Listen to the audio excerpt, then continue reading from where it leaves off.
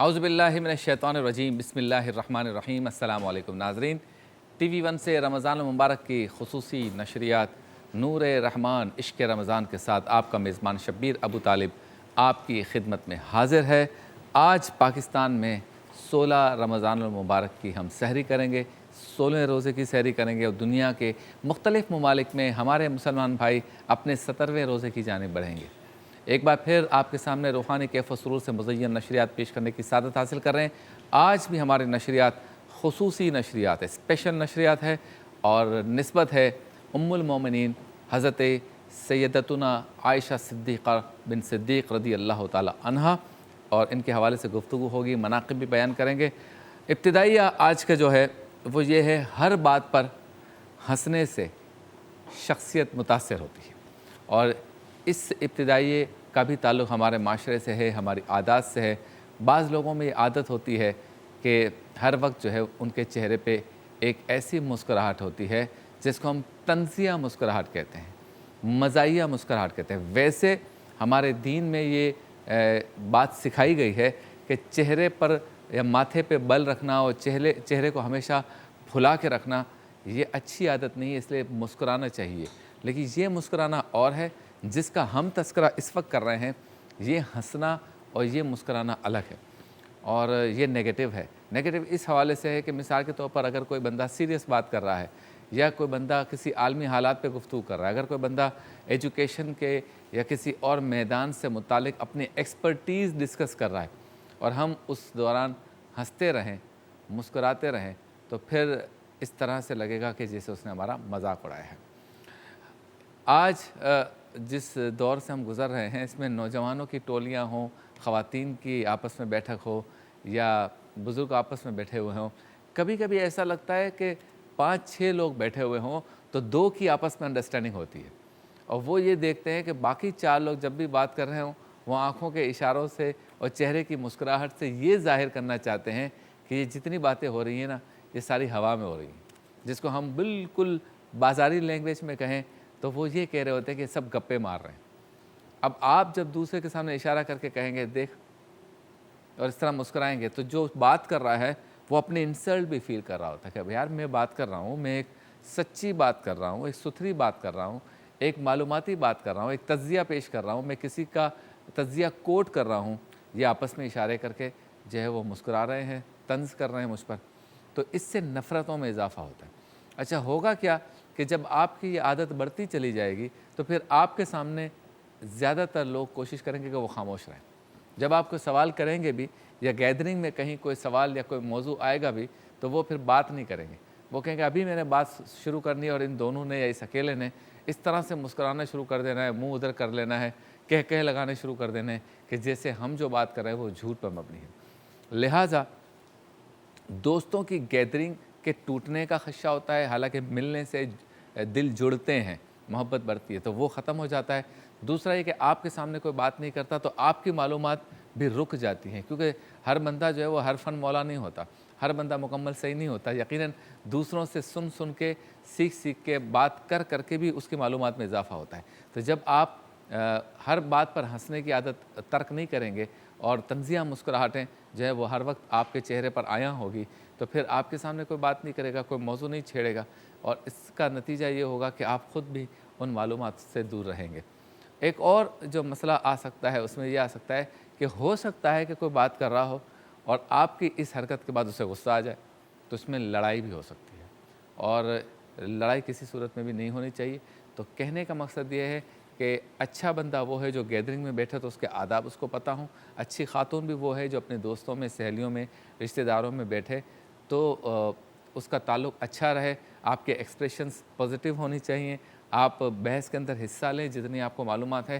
کسی پر طعنہ زنی کرنا، طنز کرنا یا طنزیہ مسکراہٹ یا بڑے زور سے کہہ لگانا یہ اچھی بات نہیں ہے۔ تو چلتے ہیں اپنی ترتیب کی جانب۔ پروگرام کا آغاز ہوگا کلام عشق سے، اور کلام عشق میں آج مفتی اسحاق مدنی صاحب شاید نہ آ سکے، ان کی طبیعت ناساز ہے، تو صاحب اولاد اور بانجھ کے موضوع پر قرآن پاک کی ایک آیت ہے، اس کا ترجمہ اور مختصر تفسیر پیش کی جائے گی۔ سوال ہمارا، جواب آپ کا ہمیں، مقصد کا حصول کیسے ممکن ہے؟ آپ کوئی مقصد حاصل کرنا چاہتے ہیں تو کس طرح حاصل کریں گے، اس پر ہم سوال کریں گے، بات کریں گے عالم ٹائم میں۔ آج یقیناً اسپیشل پروگرام ہے تو سیرت عائشہ صدیقہ رضی اللہ تعالیٰ عنہ بیان کی جائے گی۔ علامہ مظفر شاہ صاحب ساتھ ہوں گے۔ مزیدار سحری میں شیف اقبال بنائیں گے مرغ اور مسور بریانی۔ کام کی بات میں آج ہوگی تواضع اور قناعت، اس پر گفتگو کریں گے۔ اور ورفعنا لک ذکرک میں ہوں گے کلام، مہمان ہمارے ساتھ ہوں گے ٹیلی فون لائن پر۔ ہدایہ کے بخشش کی رحمتیں بالکل اسی طرح جس طرح روزانہ ہوتی ہیں وہ ہوں گے روحانی گلدستہ مفتی محمد شاہد مدنی صاحب۔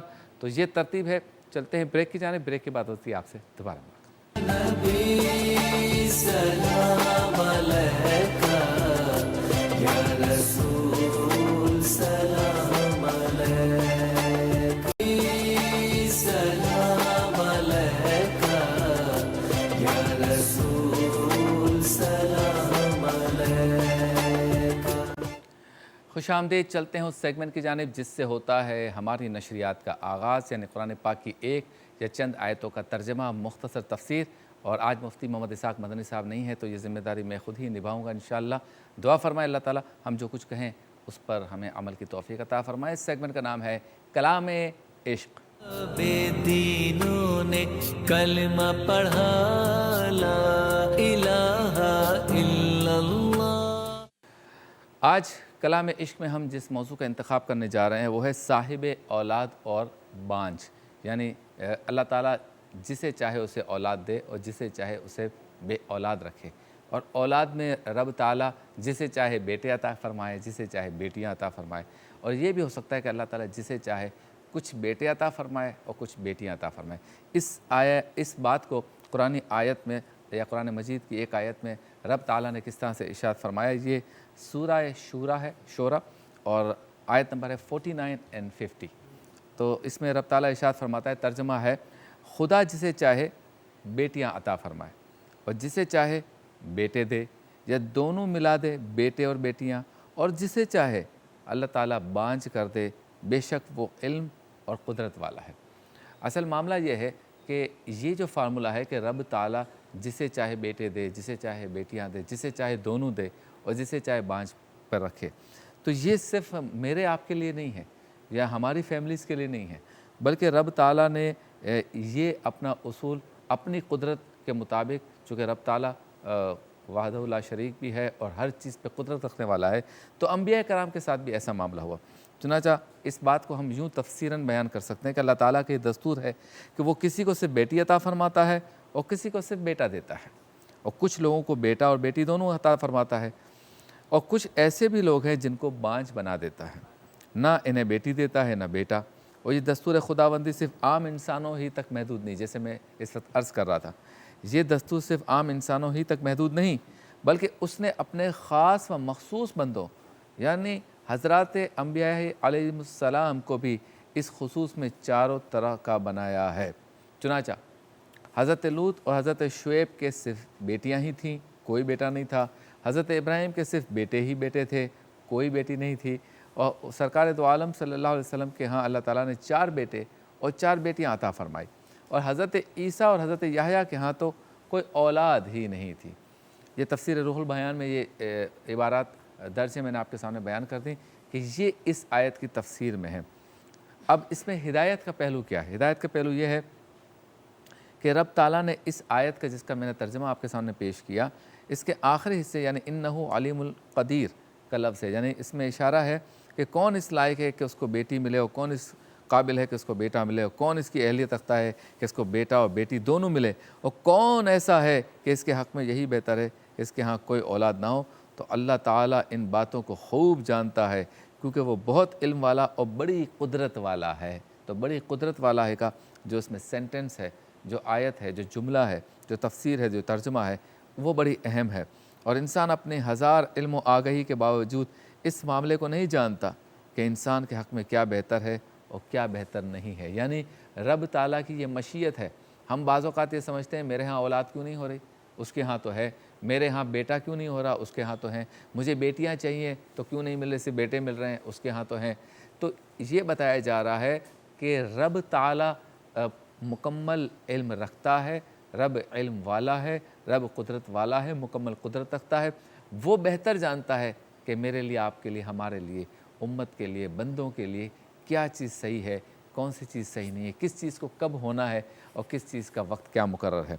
लिहाजा सूरह बकरा की एक आयत है, उसका तर्जुमा भी है वो इस तरह से कि हो सकता है कि तुम लोग एक चीज़ को नापसंद समझो हालांकि वो तुम्हारे हक़ में बहुत अच्छी है, और हो सकता है कि एक चीज़ को तुम लोग पसंद करो हालांकि वो तुम्हारे हक़ में बहुत बुरी है, और इसको खुदा ही जानता है, तुम लोग नहीं जानते। इसीलिए बंदों को चाहिए कि अगर अपनी ख्वाहिश के मुताबिक कोई चीज़ ना मिले तो हरगिज़ नाराज़ ना हो, बल्कि ये सोच कर सब्र करें कि हम इस चीज़ के लायक ही नहीं थे, इसलिए हमें खुदा ने नहीं दिया। वो अलीम है, वो कदीर है, वो खूब जानता है कि कौन किस चीज़ का अहल है और कौन अहल नहीं है। अब इस ज़माने में आपने देखा होगा कि बाज़ लोग बेटियों की पैदाइश पे बड़े चिढ़ते हैं, तो इस पर हमारे सल्फ़ सालिहीन ने, मुसन्निफ़ीन ने, मौल्लिफ़ीन ने कहा है कि मुँह बिगाड़ना बेटी की आमद पर ये बदनसीबी है और ये कुफ़रान नेमत के गुनाह में मुब्तला होना है।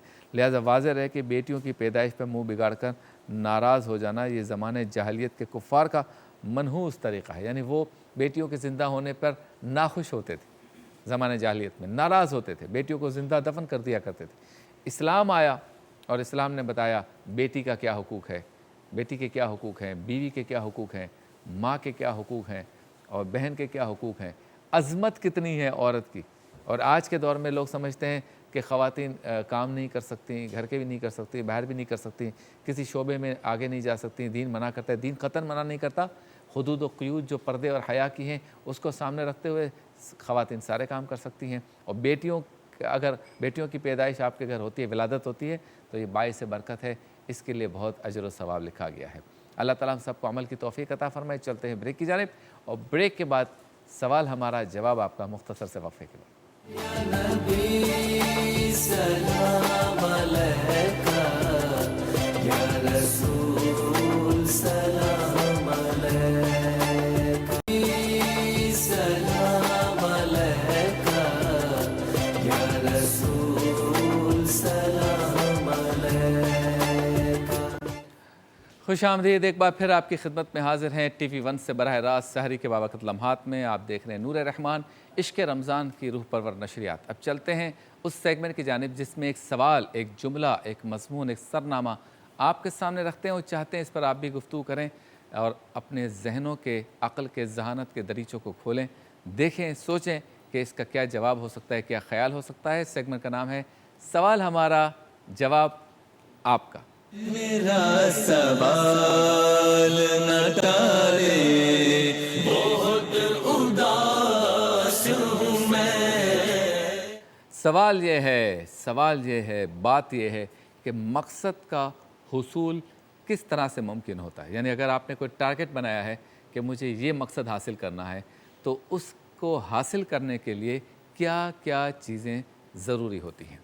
मिसाल के तौर पर अगर कोई नौजवान ये चाहता है कि मैं क्रिकेटर बनूं, तो अब क्रिकेटर बनने के लिए उसको गिल्ली डंडा छोड़ना होगा।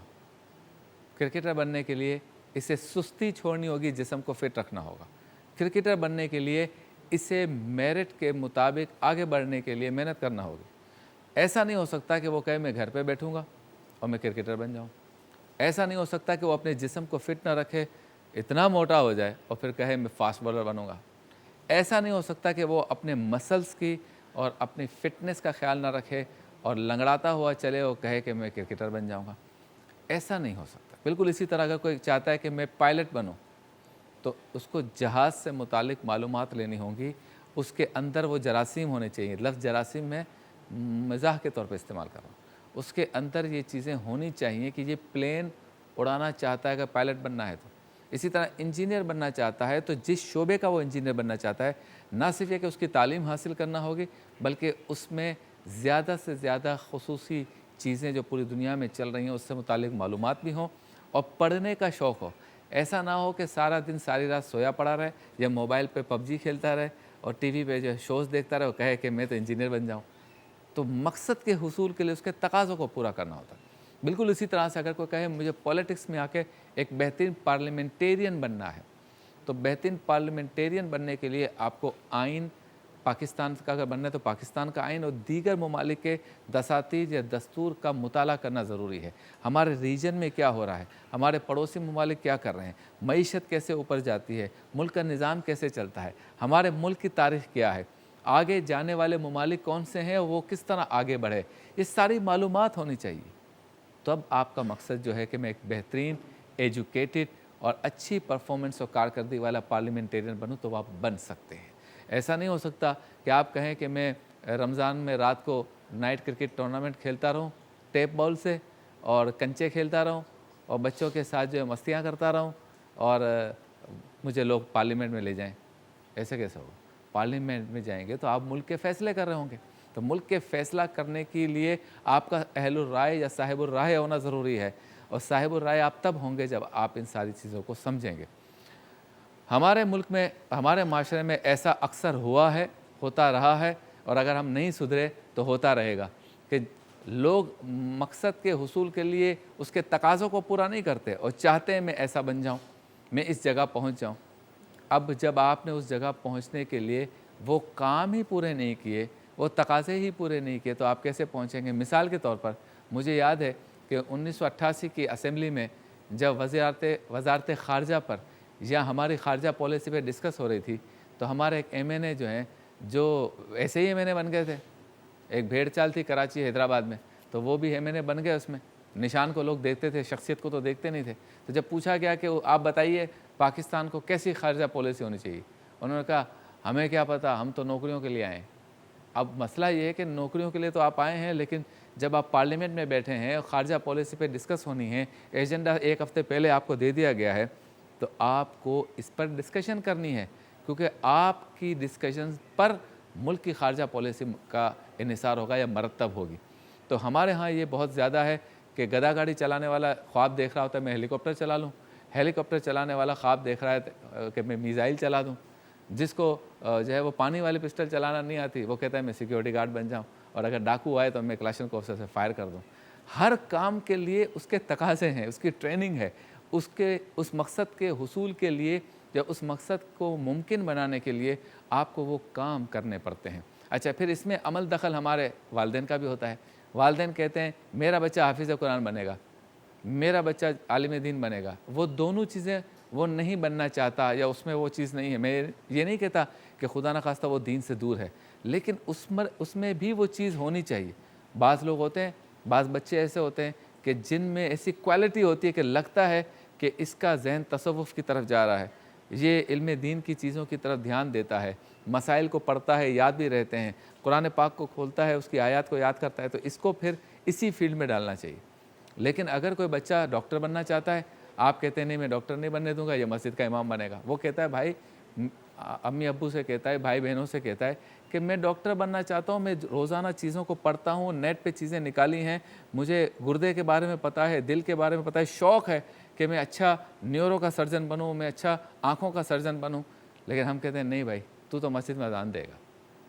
और जो बेहतरीन कुरान पढ़ सकते हैं, बेहतरीन कारी हैं, बेहतरीन नात ख़्वां हैं और बढ़ सकते हैं उसमें आगे अपनी आवाज़ के ज़रिए, अपने पुरजोश खिताबात के ज़रिए, अपनी तबलीग के ज़रिए माशरे में दीन के लिए काम के काबिल बन सकते हैं, हम कहते हैं नहीं भाई इसे जो है ना वो क्लॉथ मार्केट पे या जोड़िया बाज़ार में दुकान पे बिठाएंगे। अब ये मकसद का हुसूल नहीं। अच्छा, अब आप आ जाते हैं बहस को की दूसरी तरफ, वो ये है कि फ़र्ज़ करें कि आपने एक फ़ील्ड चुन ली, माँ बाप के मशवरे से या अपने थे, आपने एक फ़ील्ड चुन ली, अब आप उसके काम में लग गए। इसके बाद भी तकाज़े हैं, कंपटीशन का दौर है। अगर एक जगह पे 50 लोगों को किसी जगह पर ज़िम्मेदारी मिलनी है या सीट मिलनी है और उसके कैंडिडेट्स 2000 हैं, तो आप समझ लें कि 1950 को रिजेक्ट किया जाएगा। अब आप उन 50 में कैसे आ सकते हैं? मेहनत से, तवज्जो से, एक्सपीरियंस से, मालूमात से, ज़्यादा वक्त देने से, उसके जितने लवाज़मात हैं उसको पूरा करने से।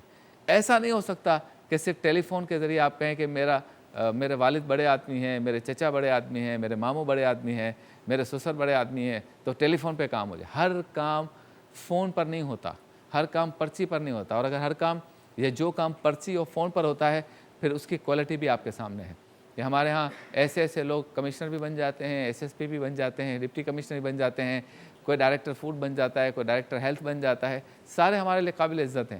لیکن اگر صرف فون اور پرچی پہ جو لوگ آتے ہیں ان پر نگاہ دوڑائی جائے تو کوالٹی ختم ہو جاتی ہے. میرٹ والے پیچھے لائن لگا کے کھڑے ہوتے ہیں، جن کا حق ہوتا ہے وہ نہیں آ سکتے، اور وہ آ جاتے ہیں جن کا حق نہیں ہوتا. تو اچھی کوالٹی، اچھا معاشرہ، اچھا ملک تب بن سکتا ہے من حیث المعاشرہ بھی کہ سیٹ پر وہ آئے جس کا حق ہے، اور صحیح بندہ صحیح جگہ پر صحیح کام اس وقت کر سکتا ہے جب مقصد کے حصول کے تمام تقاضے پورے کرے. آپ اس پر غور کریں کہ کیا ہمارے معاشرے میں ایسا ہے یا نہیں ہے. صرف آپ دیکھ لیں کراچی شہر کے اندر میڈیکل میں داخلوں کے لیے جو ایگزامز ہوتے ہیں، میرے خیال میں اس میں 20,000 کے لگ بھگ بچے و بچیاں ایک میدان کے اندر ٹیسٹ دے رہے ہوتے ہیں. اس کی فیس پے کرتے ہیں 20, 30, 40 ہزار روپے ایگزام کی، اور ایگزام دے رہے ہوتے ہیں گرمی میں، سردی میں، جو بھی موسم ہو. اور ان 20,000 بچے بچیوں میں سے 3 لاکھ روپے سال کے فیس پر جن کو داخلہ ملتا ہے وہ بچے ہوتے ہیں صرف 800 سے 1000. تو باقی 19,000 کو فارغ کیا جائے گا. پھر اس میں جن کے پاس استطاعت ہوگی وہ 10 لاکھ روپے سالانہ والی کالجز میں جائیں گے. تو اب میں یہ کہوں کہ میرا بیٹا یا میری بیٹی یا میں خود بھی اس ایگزام میں بغیر کسی مطالعے کے، بغیر کسی اسٹڈی کے، بغیر کسی محنت کے کامیاب ہو جاؤں، ایسا نہیں ہو سکتا. اگر آپ پاکستان کے یا دنیا کے مایہ ناز سرجن بننا چاہتے ہیں تو پہلے آپ ڈاکٹر بنیں گے، اور ڈاکٹر بننا چاہتے ہیں تو پہلے اس ایگزام میں پاس ہونا ہوگا، اور اس ایگزام تک پہنچنا چاہتے ہیں تو پہلے 12 سال پڑھنا ہوگا، اور پھر جا کر 20,000 میں سے جن 1,000 کا انتخاب ہو رہا ہے اس میں آپ شامل ہوں گے.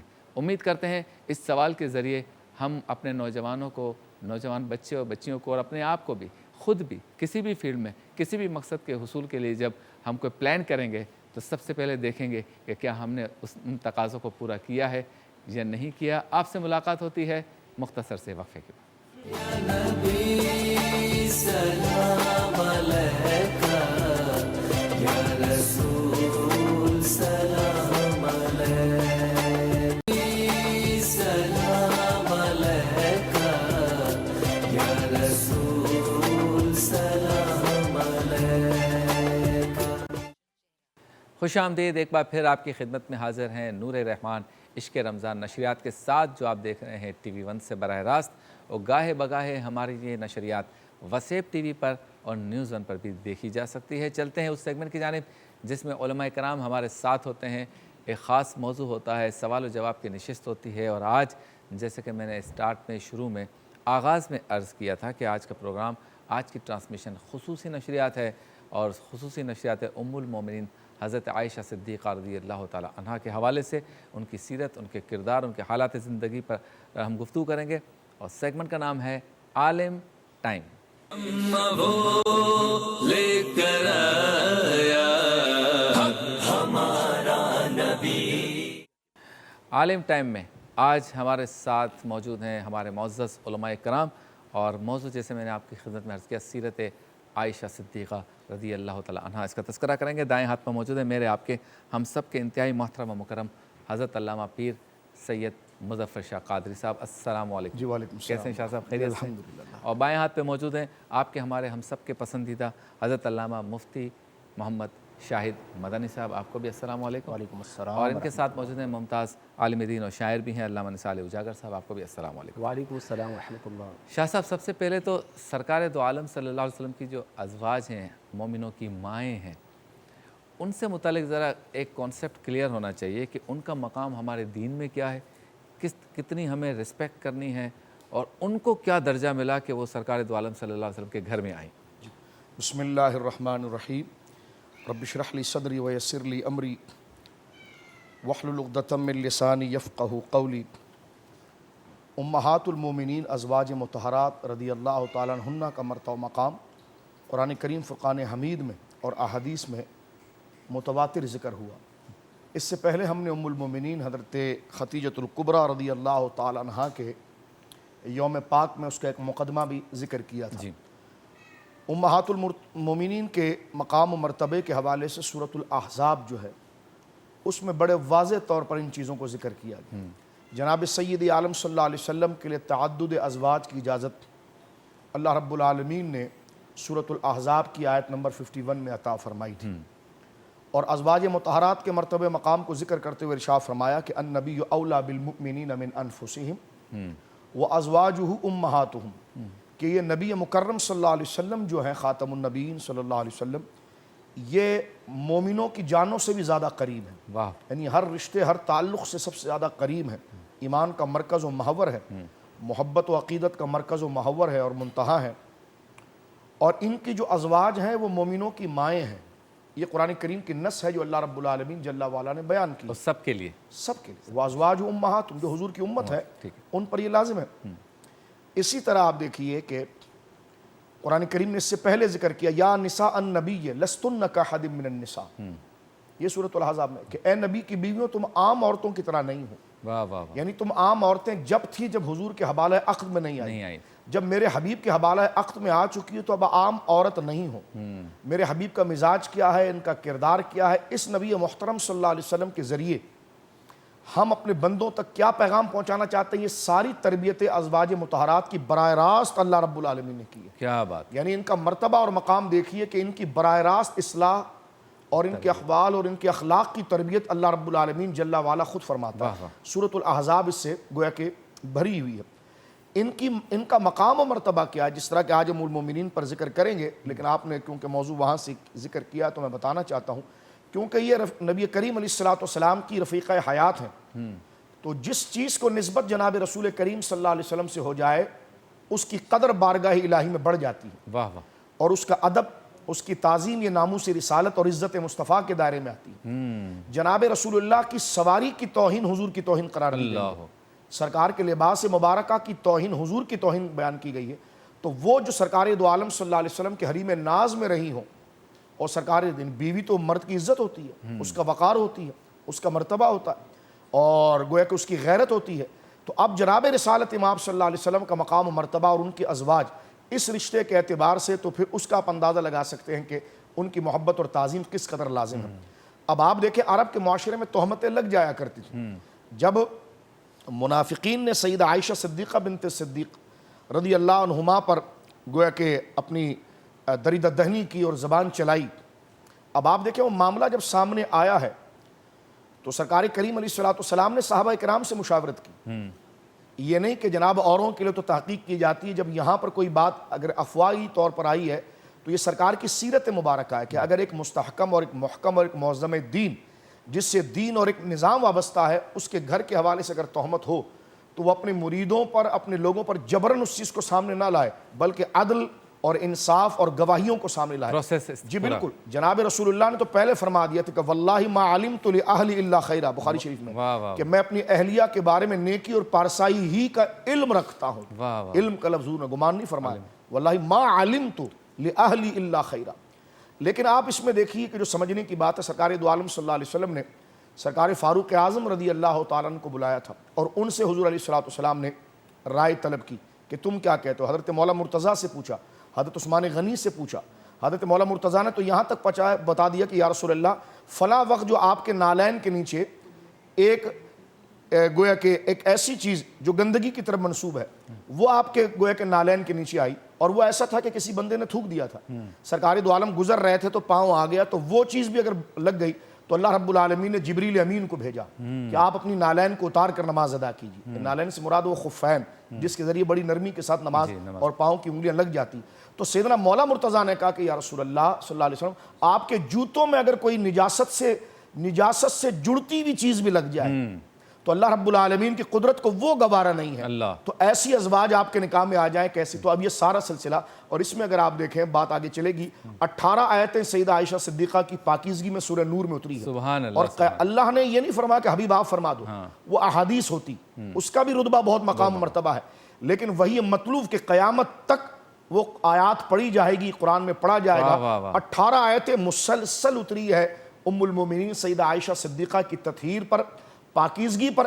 علماء نے یہ لکھا سب سے بڑا جرم شرک ہے، سب سے بڑا جرم شرک ہے، اور سب سے بڑا حق توحید ہے. تو جنہوں نے اتنے بڑے حق کو ٹھکرا دیا اور نہ مانا اور شرک کا ارتکاب کر دیا، رب کریم نے ان کی مذمت میں مسلسل ایسا خطاب نہیں کیا جیسا سیدہ عائشہ صدیقہ کی توہین کرنے والوں پر کیا ہے۔ یہاں پر علامہ ابن حجر نے بڑی دل کی بات کی، فرمایا اس لیے کہ یہ محبوب کی محبوبہ تھی، تو گویا کہ بات محبوب کی عزت کی تھی، تو اللہ رب العالمین نے اس ترتیب کے ساتھ بیان فرمایا۔ اور میری ماں سیدہ عائشہ خود کہتی تھی کہ فلاں پر میری تو گواہی جو ہے میری پارسائی آسمان سے آئی ہے کہ یوسف علیہ السلام پر اگر تہمت لگتی ہے تو زلیخا کے گویا کہ خالہ کا بچہ جو ہے وہ گواہی دے دیتا ہے، سیدہ مریم کی پارسائی پر اگر کوئی دریدہ دہنی کرتا ہے تو جھولے کے حضرت عیسیٰ جو ہے وہ گواہی دیتے، لیکن جو محبوبہ محبوب رب العالمین جناب رسول اللہ کی محبوبہ پر اگر کوئی دریدہ دہنی کرتا ہے تو بندوں سے گواہی نہیں، رب خود اس کی گواہی دیتا ہے اور بیان فرماتا ہے کہ الطیبات للطیبین والطیبون للطیبات، پاک مردوں کے لیے پاک عورتیں ہیں اور پاک عورتوں کے لیے پاک مرد ہے، الخبیثات للخبیثین والخبیثون للخبیثات، ناپاک لوگوں کے لیے ناپاک جوڑے ہیں اور ناپاک جوڑوں کے لیے ناپاک رشتے ہیں۔ اس طرح کھل کر اللہ رب العالمین نے سورہ نور میں بیان فرمایا۔ سبحان اللہ، ماشاءاللہ۔ آپ سے ملاقات ہوتی ہے مختصر سے وقفے کے بعد۔ بہت خوب۔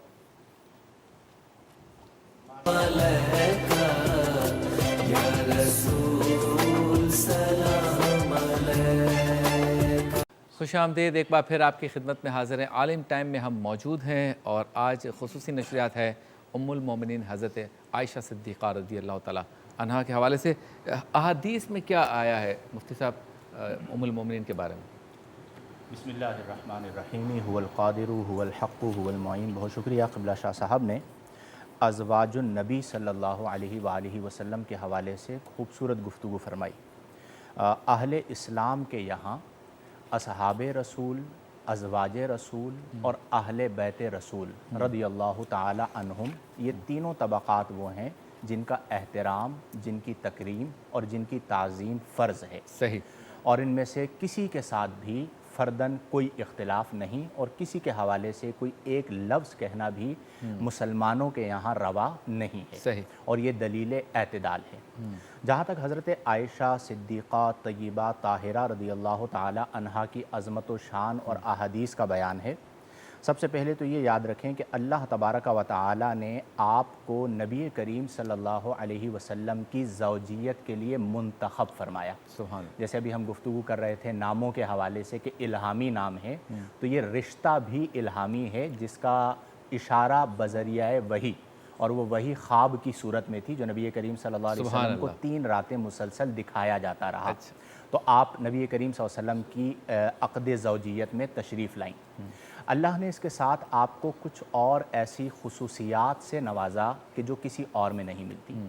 آپ کم سنی کے باوجود ایسی قوت حافظہ کی مالکہ تھیں کہ امام بخاری رضی اللہ تعالی عنہ نے صحیح البخاری کتاب الہجرت میں ہجرت کی کئی جزئیات حضرت عائشہ سے نقل فرمائی ہیں، اور اس وقت آپ کی عمر مبارکہ بالکل چھوٹی سی 8-9 سال عمر آپ شمار کر لیجئے، اور امام بخاری جیسی شخصیت کا اعتماد کرنا تو آپ اندازہ لگائیے کہ قوت حافظہ کا عالم کیا تھا۔ صحیح۔ پھر اسی طرح آپ اپنے زمانے کی عظیم محدثہ تھی، اپنے زمانے کی عظیم فقیہہ تھیں، اپنے زمانے کی عظیم مؤرخہ تھیں، اور علم الانساب جو عربوں کے یہاں ایک ترائے امتیاز سمجھا جاتا تھا اس میں ید طولہ اور مہارت تامہ رکھتی تھیں۔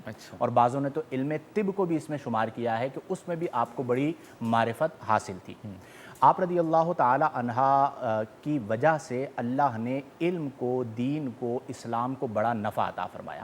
امام بخاری اور امام مسلم رضی اللہ تعالی عنہما نے تو یہاں تک لکھا کہ حضرت ابو ہریرہ اور حضرت عبداللہ ابن عمر کے علاوہ کوئی اور صحابی نہیں ہے جس نے حضرت عائشہ سے زیادہ روایات کو نقل کیا۔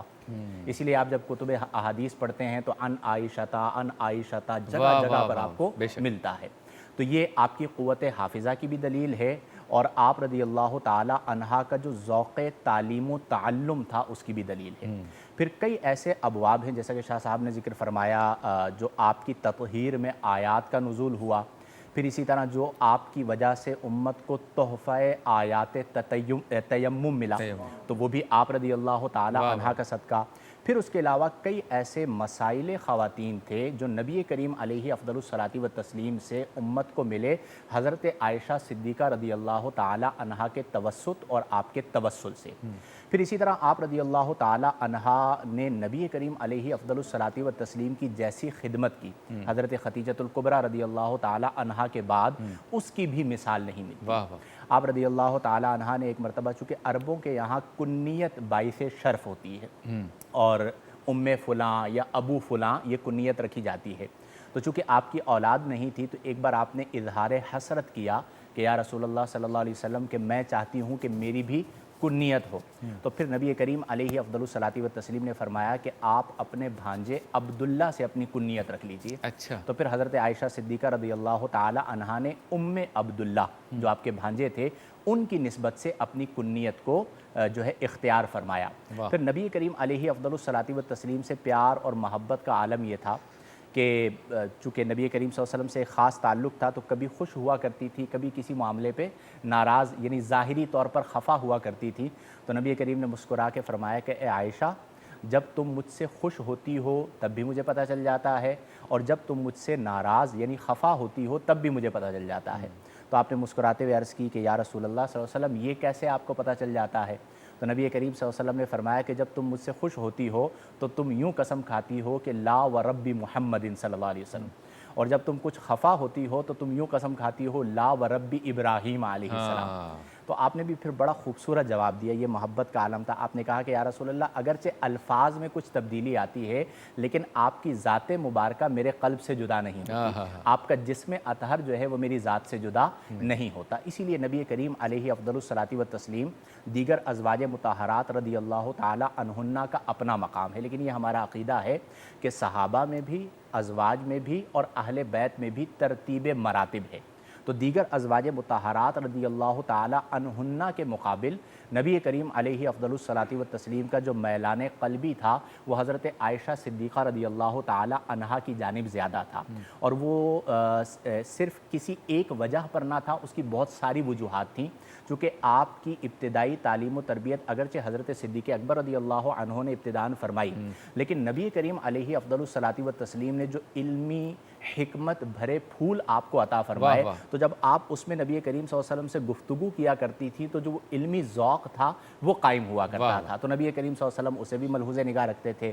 پھر اقامت میں تو نبی کریم صلی اللہ علیہ وسلم آپ کے یہاں تشریف فرما ہوتے تھے، کئی مواقع پر سفر میں بھی آپ حضرت عائشہ صدیقہ رضی اللہ تعالی عنہا کو خاص طور پر ساتھ لے جایا کرتے تھے، اور جس واقعے کی طرف قبلہ شاہ صاحب نے اشارہ فرمایا، آیات تطہیر جو نازل ہوئیں اور آیات تیمم جو نازل ہوئیں، وہ بھی یوں سمجھیے کہ صدقہ ہے حضرت عائشہ صدیقہ رضی اللہ تعالی عنہا کے اس سفر کا جس میں نبی کریم صلی اللہ علیہ وسلم آپ کو ساتھ لے گئے تھے، تو امت کو اتنی عظیم آیات اور اتنی عظیم رخصت نصیب ہو گئی کہ فَإِن لَمْ تَجِدُوا مَاءً فَتَيَمَّمُوا، کہ اگر تم پانی کو نہ پاؤ تو تم تیمم کو اختیار کرو۔ ون لائنر یہ ہے کہ اپنے زمانے کی عظیم محدثہ، اپنے زمانے کی عظیم فقیہہ، اپنے زمانے کی عظیم مؤرخہ، اپنے زمانے کی عظیم علم الانساب جاننے والی، اور اپنے زمانے کی عظیم طبیبہ آپ رضی اللہ تعالی عنہا کا اس میں شمار ہوتا ہے۔ سبحان اللہ، سبحان اللہ۔ ملاقات ہوتی ہے مختصر سے وقفے کے بعد۔ نبی سلام علیکہ، یا رسول سلام علیکہ۔ خوش آمدید۔ عالم ٹائم موضوع ہے سیرت عائشہ صدیقہ رضی اللہ تعالیٰ عنہ۔ شاہ صاحب بتائیے ذرا، آس پاس حضرت عائشہ صدیقہ کے والد، حسب نسب، بھائی بہن، قبیلہ، اسی خاندان، یہ بہت دیکھا جاتا تھا، جی بالکل، تو اس پہ ذرا روشنی ڈال تاکہ معلومات میں اضافہ ہو۔ جی بالکل، سیدہ عائشہ صدیقہ بنت صدیق کو اللہ رب العالمین نے جہاں دیگر فضائل جو آپ کے اختصاص سے عطا فرمائے ہیں، وہیں نسب و خاندان بھی اللہ نے بہت بڑا عطا فرمایا۔ ماشاء اللہ۔ مثلا دیکھیے سرکار کریم علیہ الصلوۃ والسلام نے ارشاد فرمایا کہ فضل عائشہ علی النساء کفضل السرید علی سائر الطعام۔ حضور فرماتے ہیں میری عائشہ کو تمام رضی اللہ تعالیٰ، عائشہ رضی اللہ عنہ کو، میری عائشہ کو تمام عورتوں پر وہ فضیلت ہے جو کھانوں میں سرید کو فضیلت ہے۔ اب علماء نے لکھا ایک ہے افضلیت اور فضیلت بیان کرنا براہ راست، ایک ہے کنایوں سے تشبیہ دے کر بیان کرنا، وہ بہت زیادہ اقوا ہوتی۔ تو کھانوں کا سردار کیا ہے؟ سرید۔ تو حضور سید عالم نے یہاں فرمایا کہ سرید کفضل السرید علی سائر الطعام، جس طرح سارے کھانوں کے اوپر گویا کہ سرید کو فضیلت ہے۔ اللہ رب العالمین نے آپ کو خاندان بہت اعلیٰ عطا فرمایا۔ والد گرامی سیدنا صدیق اکبر ہے افضل البشر بعد الانبیاء، حضرت ابو بکر صدیق رضی اللہ تعالیٰ عنہ۔ آپ حضرت ابو بکر صدیق رضی اللہ تعالیٰ عنہ کی دوسری زوجہ سے ہیں۔ حضرت ابو بکر صدیق کی 3 زوجہ ہیں۔ آپ کی جو بڑی زوجہ ہیں جن کو قتیلہ یا قتیلہ کہا جاتا ہے، ان کے اسلام کے حوالے سے تاریخ اسلام سکوت کرتی ہے، ان سے حضرت ابو بکر صدیق کے 2 بچے ہیں، حضرت سیدنا عبداللہ جن کا ذکر ہم ہجرت میں سنتے ہیں کہ جب ہجرت ہو گئی تھی سرکار کے ساتھ تو حضرت ابو بکر چلے گئے، پیچھے تو سارا کنبہ پیچھے چھوڑا ہے، اب ان کو کون لے کر آئے گا؟ تو ان کو لانے کے لیے حضرت ابو بکر صدیق نے اپنے بیٹے عبداللہ کو بھیجا تھا کہ جاؤ ماں اور بہنوں کو لے کر آؤ، اور ہجرت کی رات کو سرکار دو عالم صلی اللہ علیہ وسلم کے لیے بکریاں لے جا کر عامر بن فہیرہ کے ساتھ دودھ وغیرہ سرکار کی خدمت میں پیش کرنا۔ تو بڑی جو آپ کی زوجہ ہیں ان سے آپ کے 2 بچے ہیں، سیدنا عبداللہ اور اسما بنت ابی بکر۔ سیدہ اسما جو بہو ہیں صفیہ بنت عبد المطلب کی، جو ماں ہیں حضرت عبداللہ بن زبیر کی، جو بیوی ہے حضرت زبیر بن عوام کی۔ واہ واہ، اور آپ یہ ترتیب دیکھیے، تو دوسری بیوی جو آپ کی ام رمان ہے، یہ ان کی کنیت ہے، ان کا نام تھا زینب اور ان کی کنیت ہے ام رمان، اور انہوں نے حضرت ابو بکر کے ساتھ ہی اسلام قبول کر لیا تھا۔ یہ اولین مہاجرات میں سے ہیں اور اولین مومنات میں سے ہیں۔ حضرت عائشہ خود کہتی ہیں کہ جب میں نے آنکھیں کھولی، یعنی میں نے شعور کی زندگی میں آئی تو میں نے اپنے گھر میں اسلام کو دیکھا۔ یعنی آپ جس طرح بچہ پیدائشی مومن ہوتا ہے، یہ شان حضرت عائشہ صدیقہ نے پائی۔ تیسری بیوی حضرت ابو بکر صدیق رضی اللہ تعالیٰ عنہ کی جو ہے وہ حضرت جعفر طیار کی بیوہ اسما بنت امیس ہیں۔ ان سے آپ کے بیٹے محمد پیدا ہوئے ہیں، محمد بن بکر، جن کی تربیت حضرت مولا علی نے کی ہے۔ تو آپ کہیں گے مولا علی نے کیسے کر دی؟ اس لیے کہ یہاں ابو بکر کا انتقال ہوا تو بعد عدت یہی سیدہ اسما حضرت علی کے نکاح میں چلے گئی، اس وقت گود میں تھے حضرت محمد بن ابی بکر، تو حضرت محمد بن ابی بکر کو اپنے بیٹے حسن و حسین کی طرح آپ نے پالا ہے حضرت مولا مرتضیٰ نے، اس لیے وہ آپ کے پاس رہے۔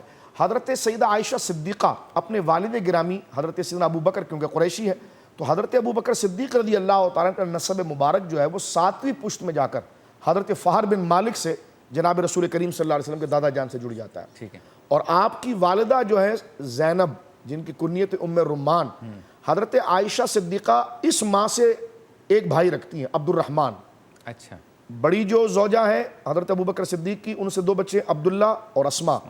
ام رمان سے عائشہ، عبد الرحمن، جو عبد الرحمن بن ابی بکر یہ سگے بھائی ہیں، یعنی ماں شریک بھائی ہیں۔ تو آپ کی والدہ جو ہے زینب، جس طرح میں نے عرض کیا کہ وہ پہلے اسلام لا چکی تھی، ان کی کنیت ام رمان یہ 11ویں پشت میں جا کر حضور سید عالم سے ملتی ہے۔ حضرت سیدنا کنانہ سے ان کا لقب مبارک آ کر نسب مبارک مل جاتا ہے۔ تو حضرت عائشہ صدیقہ رضی اللہ تعالیٰ عنہ جو ہے وہ دونوں نسبتوں سے رسول اللہ کی خاندان سے جڑتی ہیں، والد کی طرف سے 7ویں پشت میں جڑ رہی ہیں اور والدہ کی طرف سے جو ہے 11ویں پشت میں جا کر سیدنا کنانہ سے جڑ رہی ہیں۔ تو یہ آپ کا شجر پاک ہے، اور اللہ رب جس طرح کہ قبلہ مفتی صاحب نے مدذلو نے ارشاد فرمایا کہ علم الانصاب اور دیگر چیزوں میں آپ کی مہارت تھی، کیونکہ آپ تو ہیں قریشی آنا، تو قریش کو اللہ نے ایسی ذاتی طور پر وجاہت، علم، شجاعت، سماحت اور گویا کہ ان کے لیے تقوی اور ان کی جرت، یہ اللہ رب العالمین اور حافظہ ان کے اندر اللہ رب العالمین نے رکھا تھا۔ تو اس کا حظ وافر جو ہے وہ ام المومنین حضرت عائشہ صدیقہ بنت صدیق کو اللہ رب العالمین نے۔ کیا بات ہے، سبحان اللہ۔ ایک منقبت سن لیتے ہیں تاکہ ماحول بن جائے۔ ماشاء اللہ۔ بلال قادری، موسیٰ نیسا۔ یہ فقیہ عالمہ ہے سیدہ عائشہ، یہ فقیہ عالمہ ہے، یہ فقیہ عالمہ ہے سیدہ عائشہ، علم میں سب سے جدا ہے سیدہ عائشہ، آپ کے بستر مبارک پر بھی آتی تھی وہی، آپ کے بستر مبارک پر بھی آتی تھی وہی،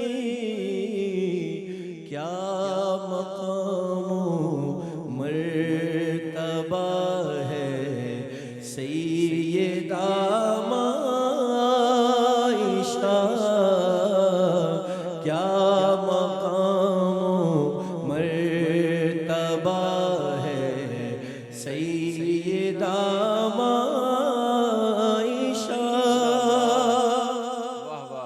मुस्तफा ने जान दी जब सर था तेरी गोद में, मुस्तफा ने जान दी जब सर था तेरी गोद में। ये तो एज़ाज़े खुदा है सैयदा आइशा। इल्म में सबसे जुदा है सैयदा आइशा। सलाम अलैका या रसूल सलाम अलैका। आइशा इल्म में सबसे जुदा है सैयदा आइशा। आपकी तस्वीर लेकर आए जब रूहुल अमीन, ज़ौज शाहे अंबिया है सैयदा आइशा। आपकी पाकी में उतरी है 18 आयतें, ये गवाही ये खुदा है सैयदा आइशा। अज़मतें ऐसी उजागर अर्श पर नारे लगे, अज़मतें ऐसी उजागर अर्श पर नारे लगे।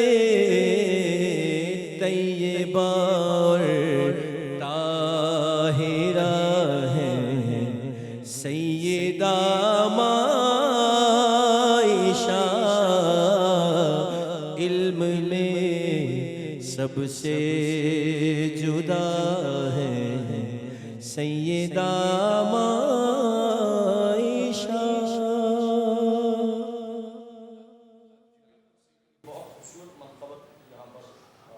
साहब क़िबला मद्दज़िल्लुहु ने नक़ल की है, हज़रत आयशा सिद्दीक़ा रज़ी अल्लाह तआला अन्हा सरकार करीम अलैहिस्सलाम की ऐसी महबूबा है कि सरकार करीम अलैहिस्सलाम ने जो अज़वाज की बारियाँ तक़सीम की थी, जब किसी भी ज़ौजा मोहतरमा के पास सरकार करीम अलैहिस्सलाम का वरूद होता तो सरकार फरमाते थे कि ऐना अना अल-यौम, ऐना अना गदन, आज मैं कहाँ पर हूँ, कल मैं कहाँ पर हूँगा। तो हज़रत आयशा पाक कहते हैं जिस दिन हुजूर सैयद आलम मेरे हुजरे में आते हत्ता सकना, सबसे ज़्यादा इत्मीनान हुजूर को मेरे पास होता। और हुजूर ये जुमला नहीं फरमाते थे कि आज मैं कहाँ पर हूँ और कल मैं कहाँ पर जाऊँगा। तो फिर इंशाअल्लाह इस पर मज़ीद बात। बहुत खूब, माशाअल्लाह। तो सीरत आयशा सिद्दीक़ा आज हमारा मौजू है, खूबसूरत गुफ्तगू हो रही है। और इस वक्त हम मौजूद हैं लाइफ बॉय के काउंटर पर, जिनका पैगाम है कि हाथों को जरासीम से पाक करना है, बैक्टीरिया से पाक करना है, क्योंकि इस वक्त जो कोविड-19 के हालात चल रहे हैं और जो दौर चल रहा है बहुत ही मुश्किल दौर है, इम्तिहान है और सबको डिसिप्लिन का मुज़ाहरा करना चाहिए, नज़्म व ज़ब्त का मुज़ाहरा करना चाहिए, डॉक्टर्स की हिदायत पे अमल करना चाहिए, मास्क लगाना ज़रूरी है जब आप लोगों में जाएँ, बाहर निकलें, और कोशिश करें गैर ज़रूरी तौर पर बाहर ना निकलें। बार बार हाथों को धोना है, तो हाथों को धोने के लिए प्रॉपर हाथों को धोना है, यानी कि सिर्फ उंगलियां गीली नहीं करनी बल्कि पूरा हाथ या पूरे हाथ प्रॉपर धोने हैं। और लाइफ बॉय का ये पैगाम है कि अगर आप हमारे इस हैंड वॉश को इस्तेमाल करें, लाइफ बॉय को, तो ये बैक्टीरिया और जरासीम और जर्म्स वगैरह से आपको हिफाजत करता है, आपकी हिफाजत करता है हाथों की, और उन्हें रिमूव करता है। हथेलियों को अच्छी तरह से धोएं आप, नाखून, उंगलियों के दरमियान की जो जगह हैं उनको साफ़ करना है। बच्चों को भी ये तरबियत देनी है ताकि जो है कोविड-19 व दीगर जितने भी वायरसेस, जरासीम, बैक्टीरिया, बीमारियाँ हाथों से जो आती हैं या हाथों के मेल या हाथों की गंदगी की वजह से पैदा होती है, उनसे छुटकारा हासिल किया जा सके। और फिर बिलखुसूस जब किचन में जाएँ, खाने पीने की चीज़ों को हाथ लगाएं तो बहुत ही ज़रूरी है कि आपके हाथ जो है ना वो साफ़ हों। चलते हैं उस सेगमेंट की जानिब जिसमें हमारे शेफ़ इकबाल रोज़ाना एक मज़ेदार डिश बनाना पकाना सिखाते हैं। चूँकि मुझे भी किचन में जाना है तो मैंने हाथ धो लिए हैं और शेफ़ इकबाल इंशाअल्लाह ताला सैनिटाइज़ करेंगे लाइफ बॉय का। मुलाकात होती है आपसे किचन में और सेगमेंट का नाम है मज़ेदार सहरी।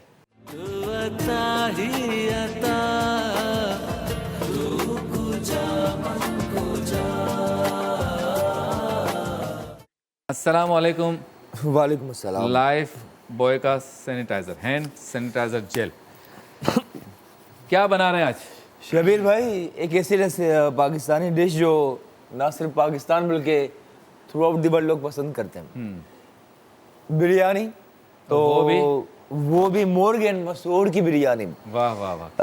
जिसमें चिकन भी है और मसूर की जो दाल काली वाली जिसे मलका मसूर कहते हैं। मलका मलका मलका इसका बादशाह कौन है बेचारा? मसूर का बादशाह चना तो नहीं है? खाने वाला है चना। हाँ। आपने मोहन्नस जिक्र किया तो मुज़क्कर कोई तो होगा। चलें जी आइए। अच्छा शबीर भाई, बात कुछ ऐसी है कि सबसे पहले यहाँ चावल हमने बॉईल करने रखा है। वाह वाह, चावल भी एक एक दाना लेता लेता देखिए। अब जरा दिखाएं चावल कैसे होने चाहिए ऐसे बिरयानी के चावल। जरा रोकें इसको, ये ऊपर आके, ये दूर से नूडल्स लगते हैं ना। हाँ, और थ्रू अच्छा ये चावल कभी कभी बहुत छोटे हो जाते हैं, लंबे वाले। हाँ, ये क्या गलती करती हैं ख़वातीन? ख़वातीन कहती हैं हम कोई गलती नहीं करती। हाँ नहीं, वो तो मना ही करेंगे इधर, इसलिए डर के यहाँ पूछ रहा हूँ, घर नहीं पूछता। अच्छा शबीर भाई, ये कि वंस अगर ये बड़ी मालूमात वाली बात है। लंबे चावल हैं, महंगे चावल है, लेकिन पकने के बाद ऐसे ही कैसे रह सकते हैं? सही बात। लंबे और सही बात। हाँ, नजर आए एक एक दाना अलग अलग। अच्छा शबीर भाई, वंस देखें एक दफ़ा बॉयल हो जाए तो उसके बाद निकालना चाहिए। हम होटल्स में क्या करते हैं या ये कैटरिंग वगैरह में अखबार बिछाते हैं, छान लिया, छानने के बाद अखबार के ऊपर फैला देते हैं, ठीक है। फिर उसके बाद एक ही दाना लेदा रहता है, ठीक है। तो ये चीज़ें, और पॉट में ना रखें फैलाने से, क्योंकि वंस शबीर भाई जब तक चावल गर्म रहता है इसका कुकिंग प्रोसेस जारी रहता है। To stop the cooking process छान के से किसी अखबार में फैला लें। ज़ीरा भी ऐड कर सकते हैं और चावल दुनिया में ज़्यादा खाया जाता है। क्या बात है। और हमारे घरों में, पाकिस्तान के घरों में बिरयानी तो हर खातून को बनाने आती है। सही बात। कमो बेश नहीं, लेकिन अच्छी ही बनाते हैं। अच्छा ये अलग है, अलग बात है कि टेस्ट अलग अलग होते हैं। ऐसा ही है शाह साहब कि मेमन के यहाँ बिरयानी दूसरी होगी, सिंधी भाइयों के यहाँ दूसरी होगी, पंजाबी भाइयों के यहाँ दूसरी होगी, दिल्ली वाले हमारे भाई उनके यहाँ दूसरी होगी। अब तो बिरयानी की भी शक्लें आ गई। हाँ, chicken biryani, mutton biryani, beef biryani, कीमा बिरयानी, नली बिरयानी, और कौन सी है? आप तो ऑमलेट बिरयानी बनाई। ऑमलेट बिरयानी, आलू बिरयानी, आलू बिरयानी। और ये कौन सी है? मसूर बिरयानी, बिरयानी बिरयानी बिरयानी। हाँ, लेकिन अब भी सबसे ज़्यादा शबीर भाई फरमाइश जो ख़वातीन करती हैं ये बिरयानी की करती हैं। चलें जल्दी जल्दी रेसिपी। प्याज जी, आप इसके फ़ायदे भी क्या आपके बालों की ग्रोथ में इजाफा करे। हाँ, इसका मतलब ये नहीं कि घर में प्याज काटी और बालों में रगड़ना शुरू कर दिया। भाई शेफ इकबाल कह रहे थे कि प्याज से बाल की ग्रोथ नहीं, डॉक्टर्स खुद कहते हैं कि अनियन मतलब उसकी कोई शक्ल होगी, इसमें ऐसे अज्जा हैं कि जो बालों के लिए। हाँ, इतनी प्याज ली, ये देख, इतनी, या ये भी मिला लें, इसे आप पीस कर वंस अ वीक अप्लाई करें। अच्छा ठीक है ना। और जो मैंने किया, डॉक्टर ने रिकमेंड किया, बल्कि थ्रू आउट द वर्ल्ड लोग करते हैं। अच्छा, बहुत फ़ायदेमंद। इस तरह स्लाइस करें क्विकली। अब आप मुझे बताएं, मज़ेदार सहरी भी है, साथ साथ दवाखाना भी खुला हुआ है। इसके अलावा क्या चाहिए आप? सही बात। चलें जी, हो गए प्याज। बस एक और करें। एक और करें। टक टक टक टक टक टक टक टक। वाह वाह वाह वाह। और बस शबीर भाई चावल हो जाते छान लेते हैं। अच्छा अज्जा देख लीजिए। अज्जा ब्रेक के बाद देख लें, अभी देखें। चले बता दीजिए। मुर्ग इंतजार कर रही है। हाफ के जी। हाँ। और ये दाल मसूर जो मलका होती है काली वाली, बॉईल कर लिए दोनों चीजें। बॉईल कर ली, सही है। बिरयानी की जान आई वुड से इसके बिना नहीं बनती। ये बादियान का फूल देग में भी लोग ऐड करते हैं, साथ ही जायफल, जवेत्री मौजूद है, आलू बुखारा, गरम मसाला पाउडर, नमक, जहाँ से जायके का आगाज़ हुआ। हाँ, सफ़ेद ज़ीरा, हाँ। हल्दी पाउडर, अदरक लहसुन, पिसी हुई लाल मिर्च, काली मिर्च और सब्जियाँ भी। क्या बात है। आपसे मुलाकात होती है मुख्तसर से वक्फे के बाद।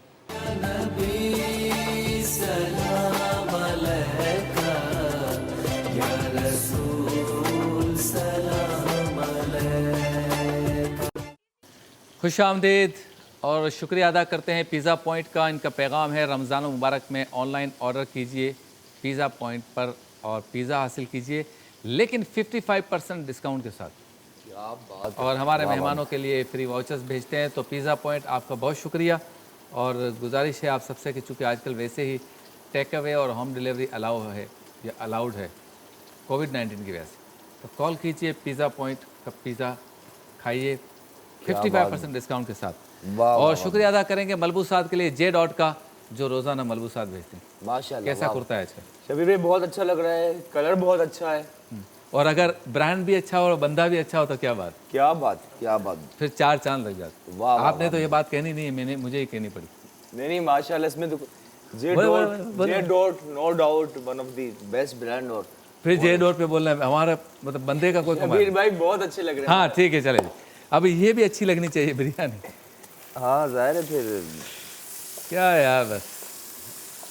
अच्छा, ये अनियन प्याज से ब्राउन कर रहे हैं, हाँ साथ ही अदरक लहसुन, very good for your health.